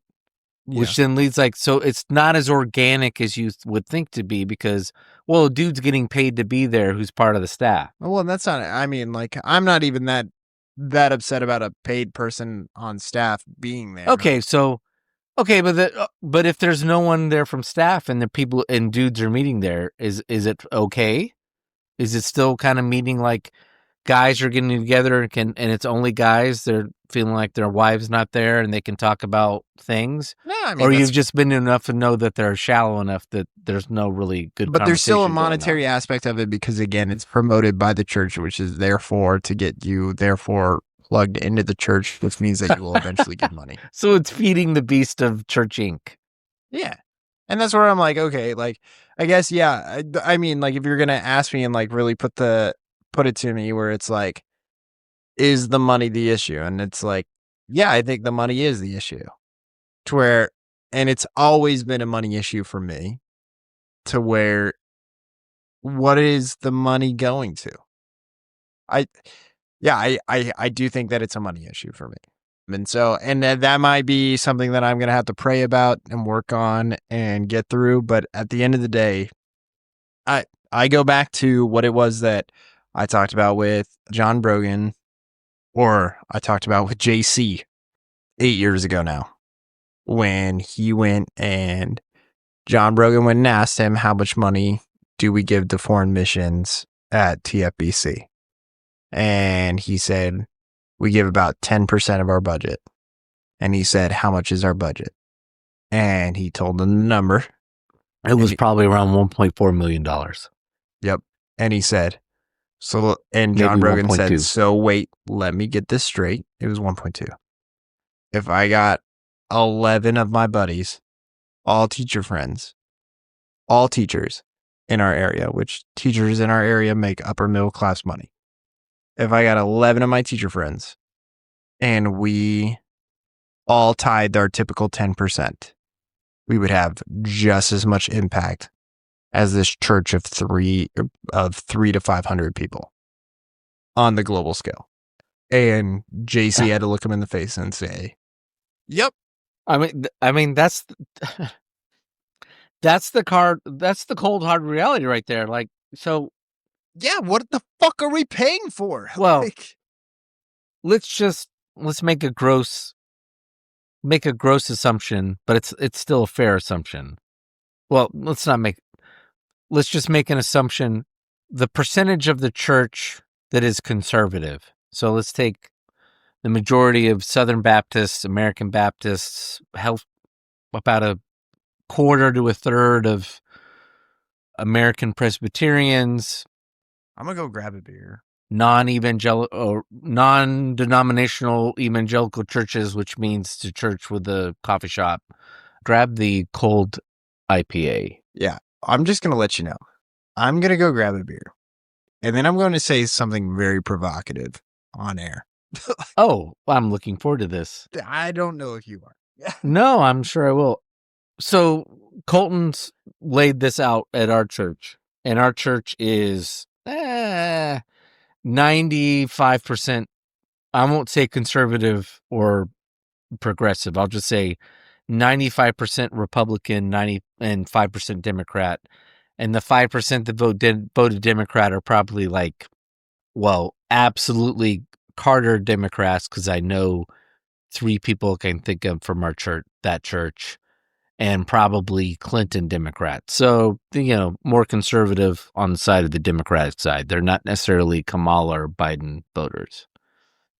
But this is certainly a church, and I would say a lot of churches, again, within the Southern Baptist, American Baptist, American Presbyterian Church, they're all politically on the conservative side, and they get uppity about how their taxes are being spent. So if you use that same criteria where you say, it's a very rational statement to say, like, so I'm spending, the reason why I don't support the federal government is 5 cents on every dollar that I send to is supposed to go to poor people and the military, and everything else gets burned up somewhere else. And to Colton's point, if you're going to use that same criteria, which is the criteria we should be holding the church to, it's the same way with the church. Money's going to salaries, mortgage, not necessarily always mortgage, but I would say most churches now have some sort of mortgage because electricity, gas, electric. They've expanded to new, like growth really quick. One of the problems of the American church in particular, I'm just going to speak about the American church, is it's been taken over by the business model in the United States, which is if you're not growing, you're dying, which is, I don't even think it's a good business model. You can be, if you have a good business and you're not growing, that just might be who you are. If you're in a small town, well, we're not technically a small town, but we're in a town of 70,000 people. If you have a nice business and everybody knows who you are and you're not growing, you got a good business going. You don't have to be growing. Churches are told the same sort of nonsense. If you're not growing, you're dying, which means I need to be planning for bigger facilities and more facilities, which means debt and leverage. But let's even take that off the map. That means overhead of electricity bills. I've told this story before. I'm going to tell every time I have to. Like our friend Jay Adams, who always tells the same story over and over again. God bless you, Jay. The light went off on my head when I had to write a $14,000 electricity bill, like in July. When no one at our church, no one's going to church in the month of July. Everyone, half the church are teachers. They're all out of town. We're basically paying $14,000 a month, $12,000 a month because that's what it costs to run the air conditioner for the church offices and whatever youth are showing up in the middle of the summer. But most people are out of town, like families are gone, and it's the hot time of year. But that was the moment where I was like, this is not a model that works. This can't be what Jesus intended. Yeah, so you're sending money that goes to salaries. And if you think for a second that those are church salaries are just like any other business, they've become, you're trying to find someone with a degree, which then adds a percentage, higher amount of money that you're going to have to pay that person. And any church that's worth its salt wants to be in a competitive market, which means it's trying to find the best pastor out there, which is going to add more money to what you're paying. And you're going to want to convince yourself that you want to pay them enough money that they don't want to leave to a larger church. So that's a lot of money right there. You got a children's pastor. Maybe you're paying them part-time. You have an executive pastor or youth pastor or an adult pastor. You're basically paying probably 4 people a full-time salary between... Don't forget a worship pastor. A worship art. Yeah, worship arts. You're probably paying 4 to 5 people. This is where it's hard. I don't know what people pay in the South. Here in Central Valley, California, you're paying anywhere between $50,000 and $130,000 a year.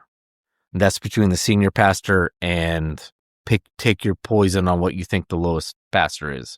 Maybe youth pastor's making a little bit less than 40 or 50. But you're also that position's, so right there, that's a lot of money. Overhead. If you're running anybody who's running a decent children's program is paying $15,000, $20,000 a year in curriculum because you've got to be up with whatever North Point, which is Andy Stanley's church down in Atlanta. It's all orange here.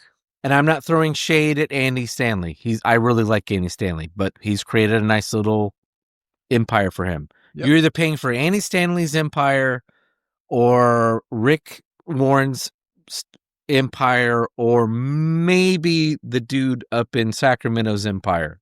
But those 3 are probably, and then maybe someone from like Willow Creek in Chicago. Those are the 4 great empires that you're paying somebody a shit ton of money for children's curriculum because you've convinced yourself you need to spend thousands and thousands and thousands of dollars. So you have your volunteers who know what to preach on Sunday, when basically all they're doing is babysitting. Yeah, they're just reading off a script. They're not even doing that. They're just keeping kids placated for 40 minutes. Yep. You could dust off the things you used to put on felt and kids would be like, think that's the greatest thing since sliced bread today. Like, oh, wow, a piece of plastic that's on a piece of paper that's tied to felt. What is that? Anyway, right. Why am I now getting errors? Sorry, I'm getting recording errors for the show. I have this is why I need a new laptop. Hey, this is why it's hard not to get cynical. Mm-hmm. So what was your big... I mean, okay, so the provocative thing that I have to say is, all right, the Go to Hell podcast has now been broadcasting or podcasting for the last 2.5, 3 years. Yeah. We have a listenership of roughly the size of a small church in the United States. Mm-hmm. Actually, larger than a lot of small churches in the United States. Tim and I make zero money on this project. We just do this out of what it is that we want to do. I was like, it's just, we have a design, and this isn't, if anybody, I was like, this is not a plug for. No, I don't at all want to be paid for this. I was like, I hope I don't get anything. And even when we talked about it, we were like, if anybody were to give like donations or whatever, what would we do? And we were like, we just literally just fund it right back into the podcast. Like, we put it in the podcast or send it to When I Grow Up, my charity or something. It wasn't to collect a check or whatever. And this has become a church. The Go to Hell podcast is a church. We get no paychecks from it. We get no compensation from it. We say just as challenging things as you're going to get from a pastor on a regular basis outside of this. And I'm not sitting there. Listen, I'm not putting us on the same level as if you're going to get insulted by this, then then apparently this podcast isn't for you. And I'm not blowing our heads up by saying this, but again, I'm telling you that what you're getting on a Sunday morning is nothing better than what you're getting here. It's not. There's not. And if you're like, you guys talked about music in college football for like forever. Yeah, your fucking pastor also had you sing songs that were about fucking receiving God's rain. Well, your average sermon these days is some either a dad joke or some secular example to tie into this, so it's no different. No, it's not. I mean, we're not tying in our music. Yeah, it's some secular. How to be the best dad that you could possibly be, and why is that like something that? And then you get some obscure biblical reference that is actually not taken in context, or it's a 5-minute discussion about how great the movie Parenthood is with Steve Martin, and then how that leads into being a good father. Right, and you're just like, wow, thank you. I was like some of the people that Tim just talked about. Fucking Rick Warren never like hardly mentions the Bible like at all when he's like, it's all 100%. And so, and what I'm getting at here is, again, we're doing all of this with the intention of just getting down to the basics, talking about what's going on when it comes to our faith. And that's what church really should be about. The whole home church model was actually to get away from the corporate aspects of church, where it's get rid of all of these elements of where we're trying to make money off of this, we're trying to do this or whatever. Because if we were just like, because again, it sucks that it's a mega church that's therefore advocating for people to go meet at Pita Kebab in our area, which is, again, it's a place that serves beer and really good food. Because if it was just a normal like group of guys that just wanted to meet at Pita Kebab and have genuine conversation about that's why I still say that Kauai is probably one of the best churches that we have, is the group of guys that come out there and have conversations. Oh, dude, 2 weeks ago. Well, and I feel bummed that I'm not able to go as much anymore because. Well, I won't mention the guy's name, but there's a guy in our group, and he's very openly not religious, and we were having a really very good conversation, mostly around politics, but then it started straying into Christianity, and he's very quick to talk about, well, I'm just a pagan, and I'm not a believer, and this, that, and there, and I'm not a atheist, but I'm an agnostic, and that kind of thing. And our friend Nolan and I were sharing stories about stuff. And at one point, towards the very end of the conversation, I looked at him and I said, hey, you know what? I just want to leave you with this.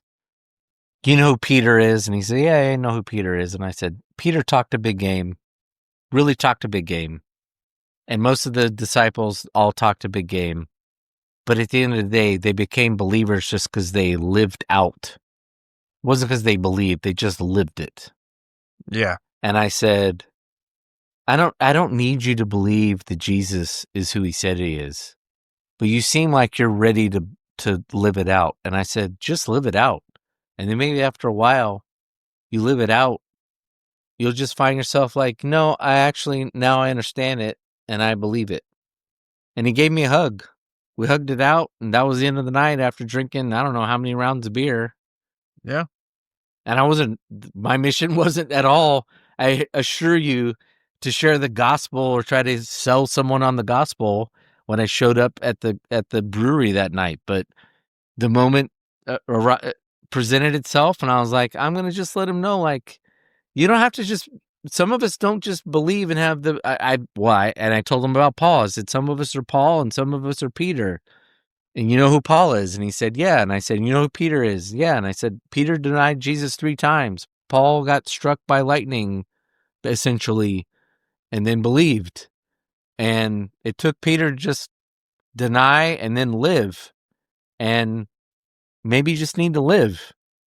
And, you know, that's a really man-to-man way of sharing the gospel. Yeah. Whereas encouraging people to show up on the Sunday of the Super Bowl and have a tailgate party and wear your favorite team's jersey. That's just Madison Avenue taking over the church. Yeah, but again, that's where what initially started this conversation. I don't think that the data within itself is evil.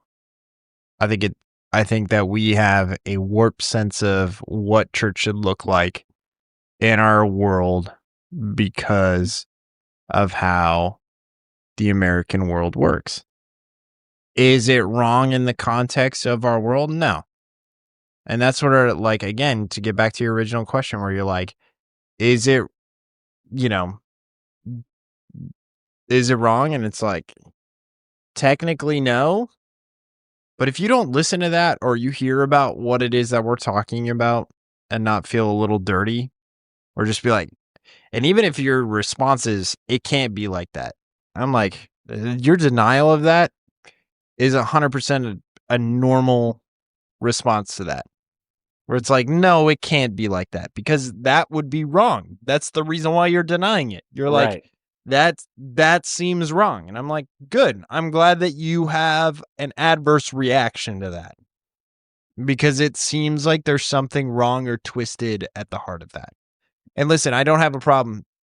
Again, I'm an advocate for pastors all around the country are underpaid. I was like, please don't look at, some of these 6-figure pastors and be like, yeah, that person. Again, pastors are also as a part of corporate America and what pastors are being asked to do way too much shit that they should not be responsible for. My wife's sister, so my sister-in-law and her husband decided to go get marriage counseling with their pastor. Fucking crazy. I'm sorry. Please do not go to your pastor for marriage counseling. No, yeah, I agree. That's some are equipped, but most are not. I don't even think some are equipped. Do you know what it takes to be a therapist? Do you know how many years of schooling you have to go through of just studying mind, psychological, emotional, development to just be considered a licensed therapist or even a licensed clinical social worker? How many classes, how much study you've had to do on the mind and its processes? And do you know that your pastor has done none of that? Yeah, but my only pushback on that is that's a new thing. And I don't think that pastors before 1950 if they were in tune with how male-female relationships should interact healthily, and they have a good understanding of the Bible that's not toxic masculinity, let's say, I think they can provide some good marriage counseling. That said, I do agree with you today. I would send someone to a therapist. I would prefer someone who's a clinical therapist who's also a Christian, so that they're not getting crazy other stuff too. But I think both things are right. But yeah, your point is taken though. I think the point you're making is it's assumed your pastor, where you're correct is it's assumed your pastor is a man of God and he's the head of the church, and so therefore he has wisdom on marriage, and you don't know shit about whether or not your pastor actually has a healthy marriage or not. Sorry, with all due respect to a lot of pastors. He could be a freaking tyrant in the household and just is like, I want my turkey pot pie and I want it at 6:00 and no one eats before I do and all that kind of stuff. Well, and you think he's the greatest thing since sliced bread on Sunday, and it turns out he's a complete misogynist in the household.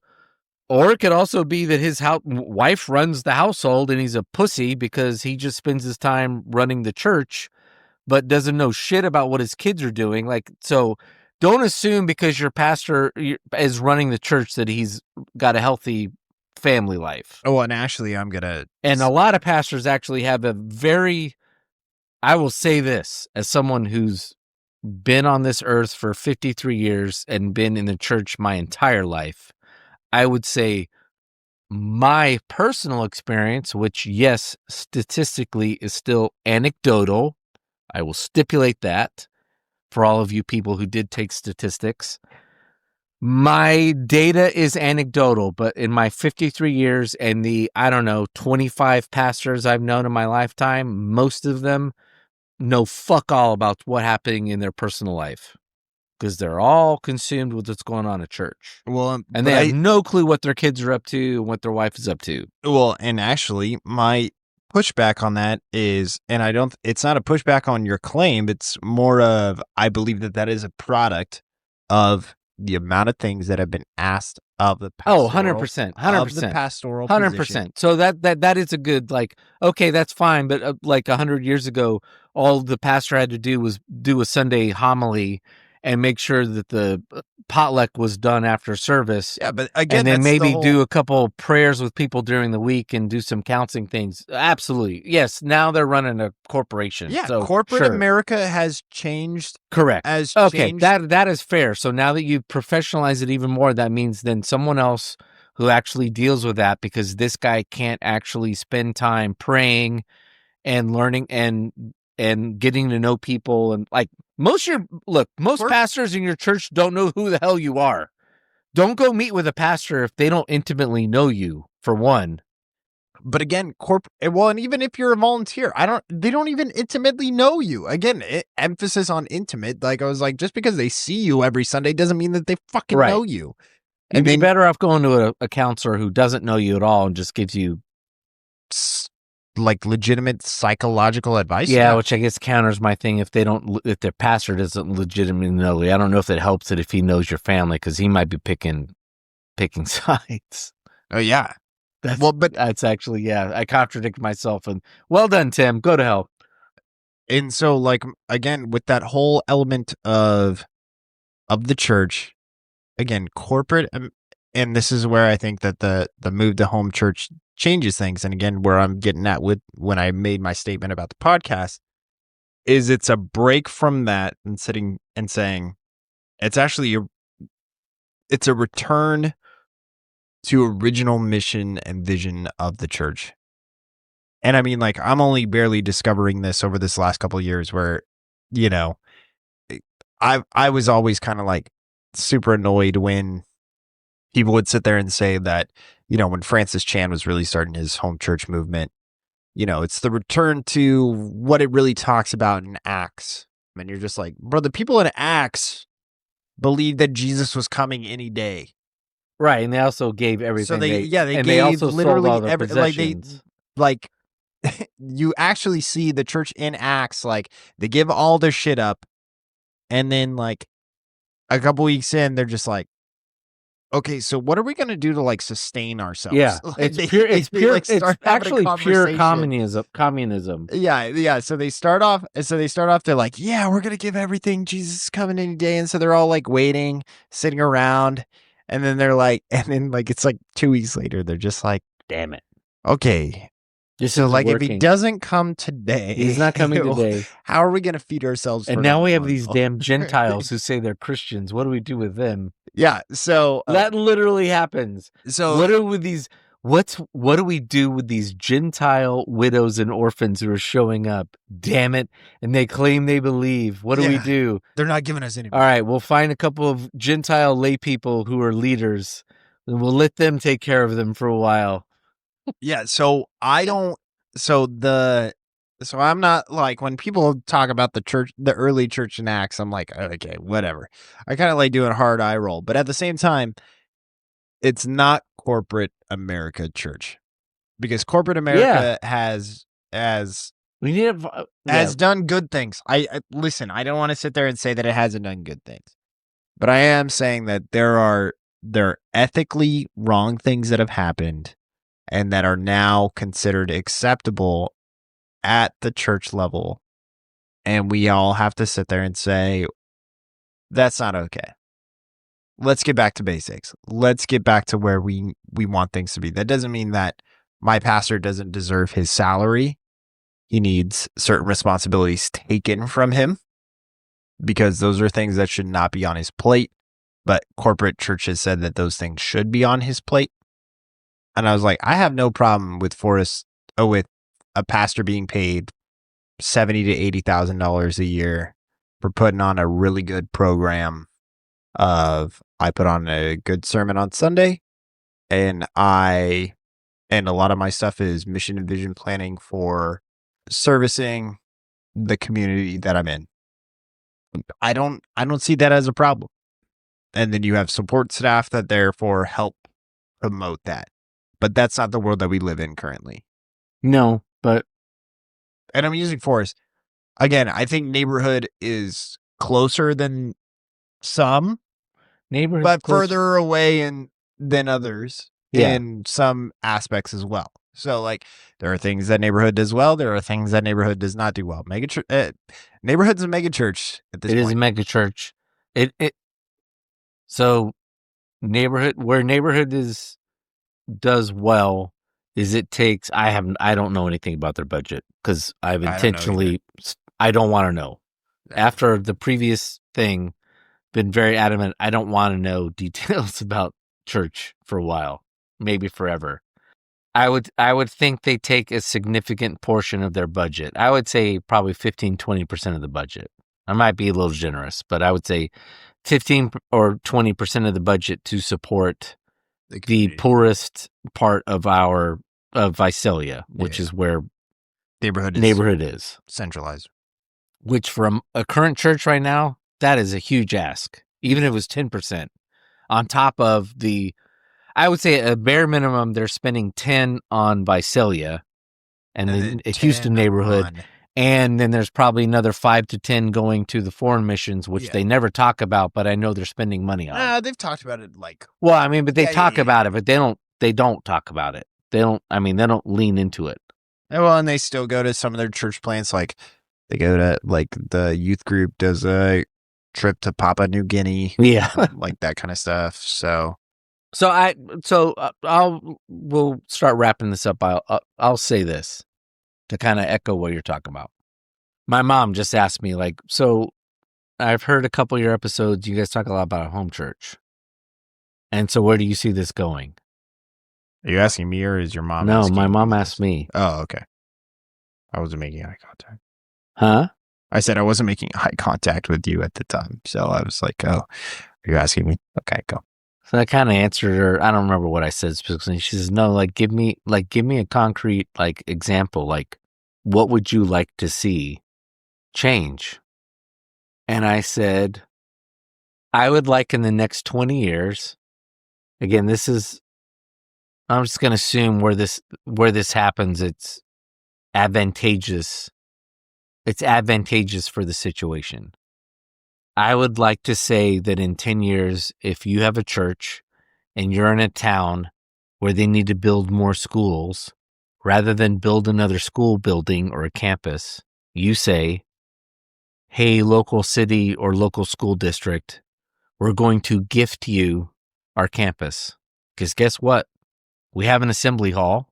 That's what we call the sanctuary. I got 12, 14 classrooms. That's where the kiddos meet.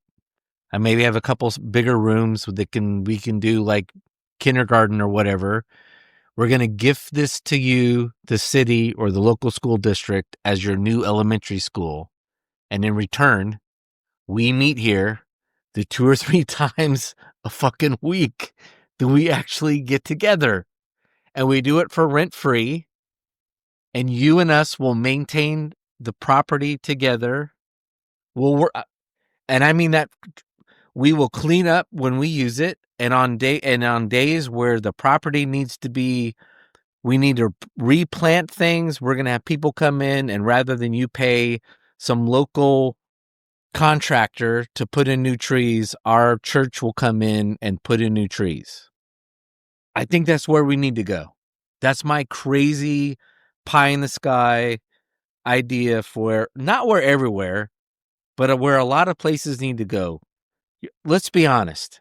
I think you have built a campus that would function as a perfectly good elementary school or charter school for people, and instead of doing what you're doing, which is just empty buildings 4 nights out of the 7, 4 days out of 7. And let's also be honest, 99% of the churches that have gotten started over the last 150 years got started at a school. That's the irony. Someone said, I want to start a school. And they go to the local school district and say, we want to start a school. We want to meet on Saturday or Sunday. Yeah, sure. You can meet on Saturday or Sunday. Just make sure you clean up after yourself. And then you meet there for a couple years. And then someone says, we need our own building. It's just funny that you say that because Laura Ingalls would contradict your statement. I was like, it used to be the opposite. It was schools were in churches. So that's where I was like, oh man. Well, that's true. At one point, I was gonna make the joke. I was gonna say Laura Ingalls, Laura Ingalls. We're gonna call it like the Laura Ingalls Act or whatever. Where it's like we're gonna make it where these churches have to share their property with schools and that kind of stuff. Yeah. There's this. I mean, both churches that we talk about, Neighborhood and our other church, First Baptist Tulare, they would function as fantastic schools. Yeah, I don't understand how people aren't depressed. I don't understand how you're not depressed / disgusted when you go into a church area and just be like, man, dude, this is a really nice. Oh, we're literally creating these like concert halls that are just like, okay, that's going to get used once a week or once every X amount of time. So here's this giant building that doesn't get used 6 days out of the week. I was like, it's crazy to think that I was like, all right, there are 365 days in a year. I was like, that building gets used 52 times. Yeah. Is that okay with everybody? Is that okay? Well, like, do you feel like that's a good use of money? And that's exactly why that's exactly why that day where I wrote the $14,000 electricity bill, I was like, what are we doing? Now we just become McDonald's. We're just a real estate empire. And then people are like, oh, well, it's not just used for that. Like, again, let's talk about the new campus for a second at TFBC, where I remember a particular person was anti going for it. It's like, no, like, it's going to be good. Like, like youth are going to be able to meet there and all this kind of stuff. Guys, how many hours a week are actually people being able to use that facility or are using that facility to the maximum amount of its capacity or what it was necessarily built for? And really what we're going to get down to, and even if we want to just use Sunday, just so we're clear, if we want to use Sunday, that's from 8:30 in the morning to 12:30 in the afternoon. So you have literally built a building for 4 hours out of the entire. Even if you take VBS, school's out when you do VBS. Yeah, and what? And So you only do what VBS used to for be 2 hours. You do what it for used to be 2 hours Baptist every Church of- day in the evening or whatever. So it's only from 5, or it's from 6 to 8, 6 to 8 for only 5 days of the week. Yeah, so now used it for what used 10 to hours. be local Baptist church is now Al Franken Elementary School you can still do VBS during June or July whenever you decide to do it. You can do fucking VBS in fucking March. Yeah, well, that's true too. I was like, parents will love it. They'll be like, oh man, free babysitting for 2 hours. It really comes down to the buildings we built, and the buildings are an outcropping of the whole industrial revolution and all this kind of stuff, and wanting to build buildings and send people off to things because that's what we do. I mean, that school's based on the same model, and you could argue that in a lot of ways schools also outdated in that way, but that's much more complicated. I don't want to get into that, but Well, and I think certainly churches like they just sit there idle when that money could literally be going to widows and orphans in the neighborhood, in the city. Well, and I think to wrap this up is I think Tim's focused on the buildings, which I don't blame him. And I view that as well. I just view it as part of the whole industrial corporate church model, where it's like there are lots of things where it's like, okay, we've taken a look at, and this is one of the reasons why a lot of people voted for Donald Trump to be the president, was to take a look at the political structure, look at some of these jobs that are kind of like this power creep kind of job, where it's like, all right, do we really need to have 10 people in this particular office that are all like, how many jobs were created for this, that, and the other, where it's like, you guys are doing the same job. You don't need this. But it was because I have a friend coming up and it's like, we can create a position for them or X, Y, and Z. And so it's like, where can we cut jobs in this area that are 6-figure jobs or whatever? And the church has that, but it's going unchecked. So you're saying we need a church DOGE? Yeah, and I think that the church DOGE is completely...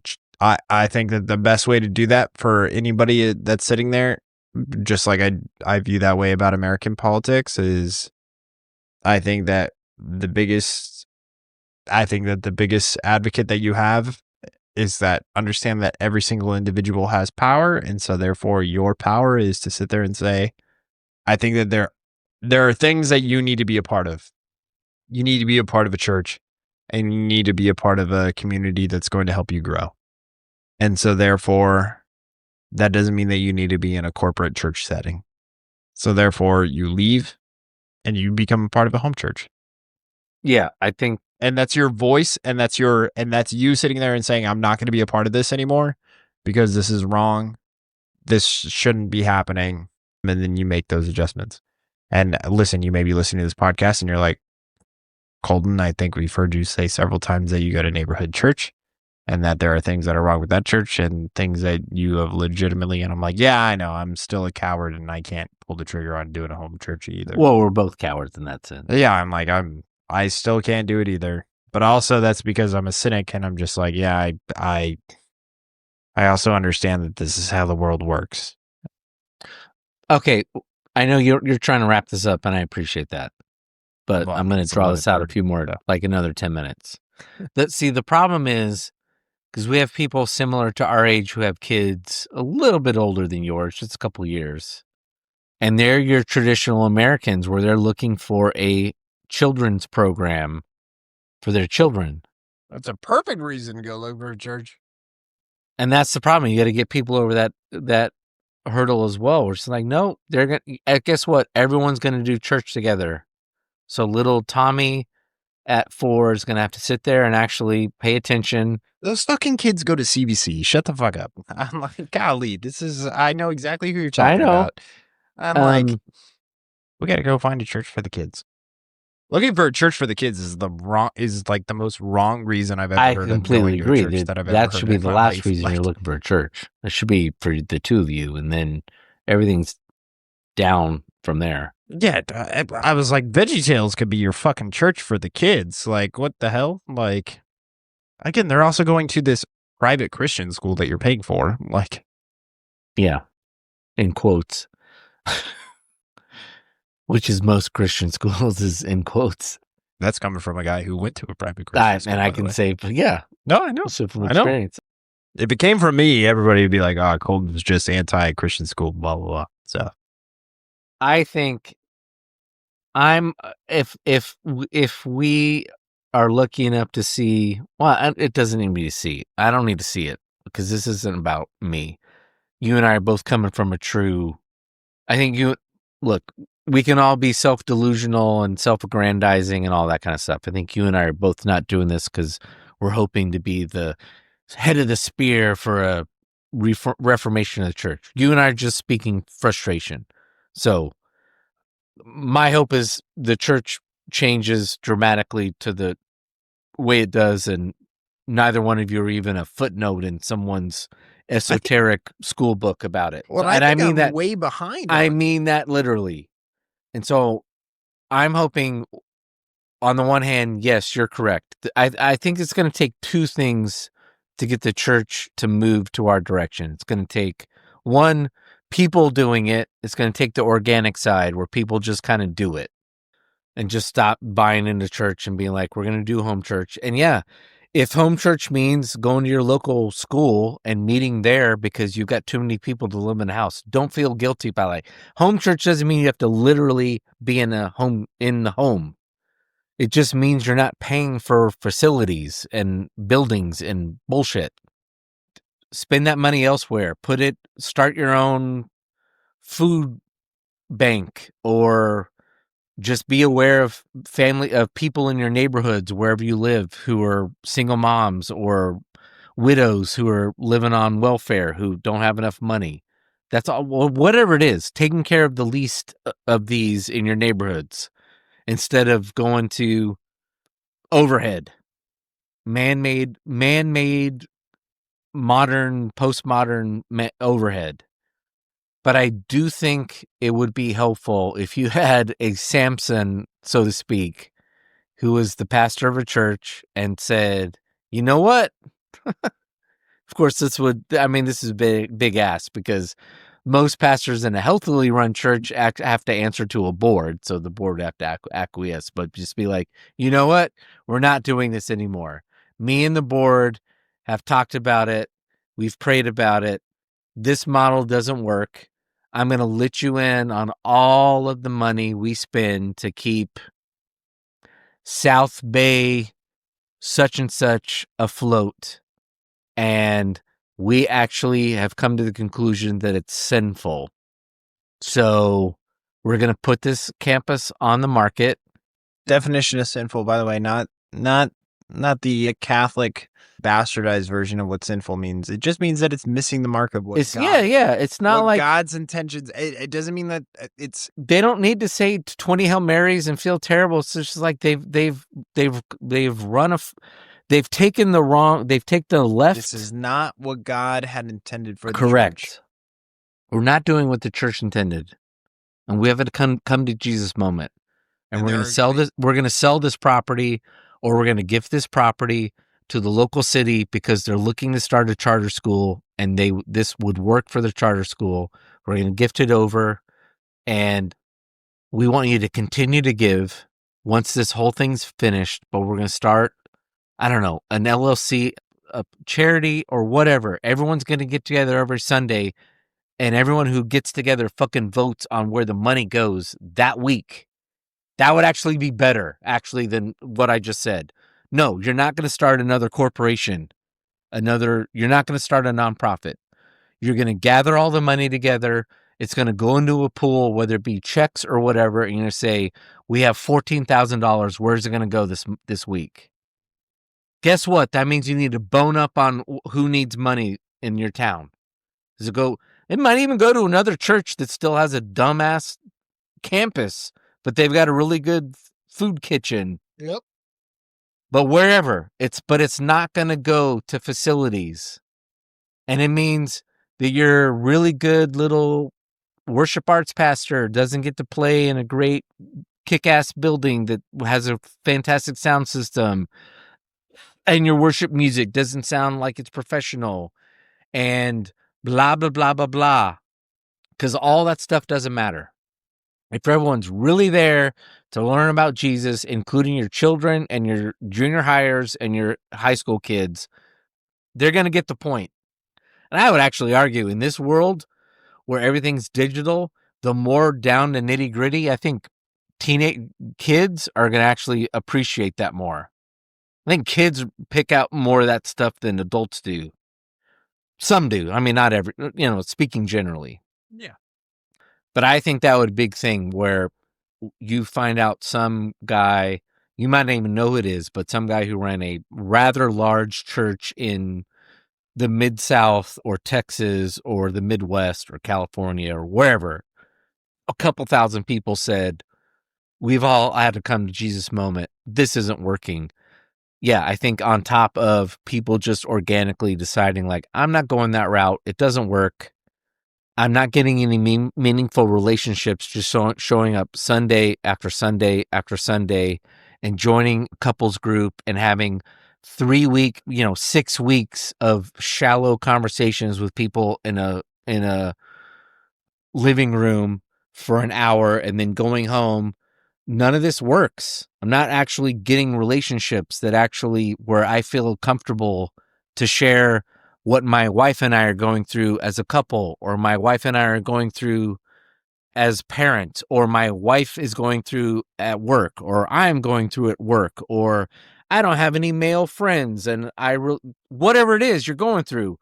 6 weeks for a little Bible fucking study at church is not meaningful community.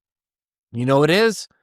Getting together every week and maybe two of you speaking up and talking about Ephesians for 6 weeks. And then you do another book of the Bible and then 3 people talk about it.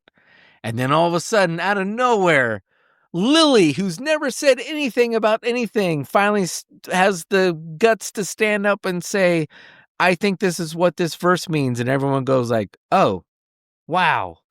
I never thought about that. That's what church is. Yep. It's not being told, here's your TED Talk for today, or here's your therapy for the afternoon, or here are your 5 things to remember so you can go out and judge your fellow non-believers about, which is a lot of what church is. Or here are your 5 things to go vote for fucking Donald Trump. Or here are your 5 things to go vote for Obama, which was also the opposite of that thing. So that is not what church is. It's community. Yeah. Well, it's not 15 minutes of a little concert put on for you and 20 minutes of maybe a good little TED Talk or something else, which, as Colton pointed out, is all YouTube is. Dude, I mean, YouTube, between Christian radio and YouTube, I got all the church I need. By today's definition of church, that's all the church you need. Yeah, but you're not going religiously. Yeah, I'm not getting in a car to go, and then somehow that makes a difference. That is what apparently makes a difference. Apparently it is. Yes, I'm not there in person to hear it because it somehow sinks in more if I'm sitting my ass in my seat while I'm on my phone distracting myself. Okay. I did not intend for us to go this way, but again, this is the genius of the Go to Hell podcast, and I think this turned into one of our... This is fantastic. So we thank you for listening to the Church Doge episode of the Go to Hell podcast. Subscribe, rate, and review. I will say, no one has yet to contact us, and I don't know why. I don't know. There's like 100 of you. For the love of God, somebody reach out to me other than Andy. Anybody other than Andy, reach out to me. If you want to reach out to the podcast, the best way to reach out is to me at Tim Curley on X, because I'm very now active on X and I have a blue check mark. Woohoo! As if that means anything. But DM me on X if you have a question or a really good, interesting question. It doesn't even have to be an interesting question, just any question. Or you can tell us to go to hell. Yes. So if you would love to tell us to go to hell, then tell us to go to hell and do so on X. Baby, Oh, wait, I thought we were done again, but we weren't. We forgot third beer of the day. 7% cold Torpedo cold IPA. That's it. I find this delicious. This is one of my favorite Sierra Nevadas in a while. Which is not to say Sierra Nevada's been making bad, but that one's actually really fantastic, and it's really good cold IPA. So, well done, you.